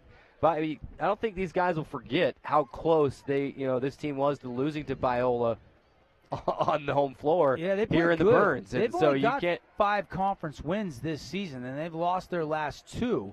And it is their last game of the season, so it will be their senior night. So you will get their best shot with a lot of friends and family watching those seniors. I don't know how many seniors they have off the top of my head. And then you've got to play Point Loma on their senior night. So you enjoyed it tonight in front of your home fans, and now you've got to try to – I think by having this now and then going on the road, at least you're prepared for some homage and some standing ovations and some timeouts late. Obviously time and score will kind of allow you or not allow you to do it how Coach Judkins did it, which is the perfect way to do it, by the way. The way he was able to time out and sub and let the crowd show their appreciation at about the 4-minute mark and then let those guys just get in a rhythm and just finish out the game off the bench. So that was a fun way to do it. We'll see how it plays out. I don't know if we'll see that at Point Loma because that's a good basketball team. That's a really good basketball team. That game is just – it's going to be an incredible game. We've got to get through Thursday first. And you can't overlook Biola. Can't overlook it. Yep, because you'll get in trouble if you do. If it comes down to that game – the Point Loma's 15-4. Point Loma's a really good team. And if there's one coach in this region that – you don't want to say has had Juddy's number. It's been, his name slips my mind now, the Point Loma head coach who was at Seattle Pacific. Leap? Yeah, no, it's I can see him. I can see him right now, and I can't remember his name either, Carrick. Why can't I remember his name? I'm going to have to look that up. But see that Point Loma's head coach. Looney. Thank you, Kevin Coach Looney. A guy that, at Seattle Pacific had, Coach Judkins and his teams had some battles up there, even in regional play. But he's figured out ways to beat Coach Judkins' teams. They got better this year over the years, and they got better this year. That post player they have, Beverly, that went off here, he's some kind of player. And then the transfer from BYU Hawaii that Dixie State tried real hard to get. Tanner Nelson. Tanner Nelson is his name, and they're chock full of talent, and it starts at the point guard position with Josh Rodriguez as well. And I think Rodriguez has really felt like he hasn't had to carry the bulk of the scoring as much this year. The last couple of years, 2 years, he was scoring 15, 16, 17, 18, 20 points a game, and now he doesn't have to do that this year because he's got some of these other players. So I believe we've got highlights, and then we'll wrap this up. I know you're probably waiting for that back in the truck. Here we go. Second half highlights. Man, Strong had himself a game. We want to talk about a few Holy Names highlights as well. 7 threes. Yeah. And he knocks that one down here. Brandon Simister, though, he turned it on in the second half as well. He said, anything you can do, I can do better. Knocked down that three. And Trevor inside getting the scoop and the score. Laid it in. Dub Price inside to Quincy. He had a great second half. Quincy did, and he scores the bucket there. Steal. There was defense leading to offense all night long, and Daylor, big spark for this team. Q, a smart move from right to left, lays it up and in.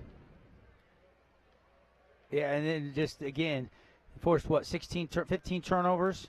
And then you think you're going to slow it back out and reset, and then boom, boom, boom. That was a nice sequence right there, and Hunter gets the lay-in finish.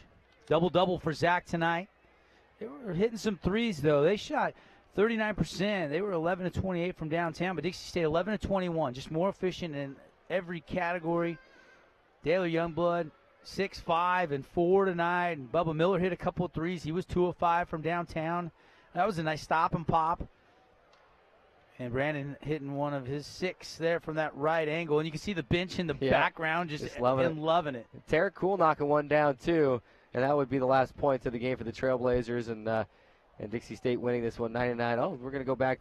Brandon knocking one down straight away. I hope we've got the alley-oop dunk in here somewhere as well that started things off. And didn't see it in that reel, but the alley-oop dunk. And maybe if you guys have that somewhere on cue, we'll talk here just another minute or two. And if you've got that, throw it back up on the screen. If not, we can go back and pull it and share it later with everyone. But it was like the first possession of the second half, right? They came out, drew up a play, and if I remember right, it was Kyler it was lobbing beautiful from the left wing over to Zach Hunter. That's just, it's always from that wing. They draw that up and run that with perfection. But and what a night tonight. 99-76. Home slate is over. Now we head down for the stretch run. 2 games down in California, starting with the game at Biola on Thursday, 7:30 p.m. Pacific time, so 8:30 back here in St. George. We'll have that game for you. I'll be on the call, and I think I'm actually talking Steve in to hopping on and doing some color with me this weekend as well. He's got radio experience. He won't admit to it, but he called games up at Weber State when he was in school, and if there's anyone that knows anything better about this team, it's him. I mean, he knows every in and out and record, and he's always slipping us notes during the game. So shout out to him as well, and the great stat crew here. Jared Johnson helping with the stats as well all year long. But here we go. I think we've got the tail end of that dunk, and we can run it back one more time if you could. Everyone back in the truck. Coach Judkins. And that's where, so you see the tail end of that lob, and we can go back and clip that and send it out as well. But, man, what a night for Trevor and the Dixie State seniors. Dev, another fun season. Yeah, absolutely. In the books. Looking forward to more next year. And, man, Trailblazers win this one 99-76. And I just got my fingers crossed because of the 3 years I've been doing this now, I haven't been able to call a conference championship yet. So I'm hoping to be able to, be a part in just this small way of a championship team this year, and hopefully we can make it happen, make it run the postseason. Yeah, Trev talked to me a little bit last week about that. You know, he talked about also the one and done once they've gotten to the tournament. Yeah. There's some unfinished business for this senior class, this group of 6. They want to make a deep run and possibly contend for a national championship. I mean, this team, if they get hot and continue to play cohesive chemistry, they're well coached, and they have the talent to do it. It's going to be fun to see how far they can go this season. Dixie State wins at 99-78. Appreciate you tuning in tonight and all season long, and a big shout-out to you if you're listening on your way home for attending these games all season long. It's been a pleasure. Dixie State winning this one at Biola on Thursday, and then the big one. They're both big, but what could be playing for the Outlet Conference Championship on Saturday at Point Loma. It will be a 4 p.m. Pacific time tip there, 5 p.m. back in Utah. I'll have both the calls for you right here on the Trailblazer Basketball Network. Big shout out to Ken, our board up on the radio side, and the CEC TV crew for everything they've done all season long. Devin, big thanks to you as well. So for Devin Dixon, this is Carrick Sagmiller signing off for the Burns Arena for the final time this season. We'll see you this weekend in California. Have a good night, everybody.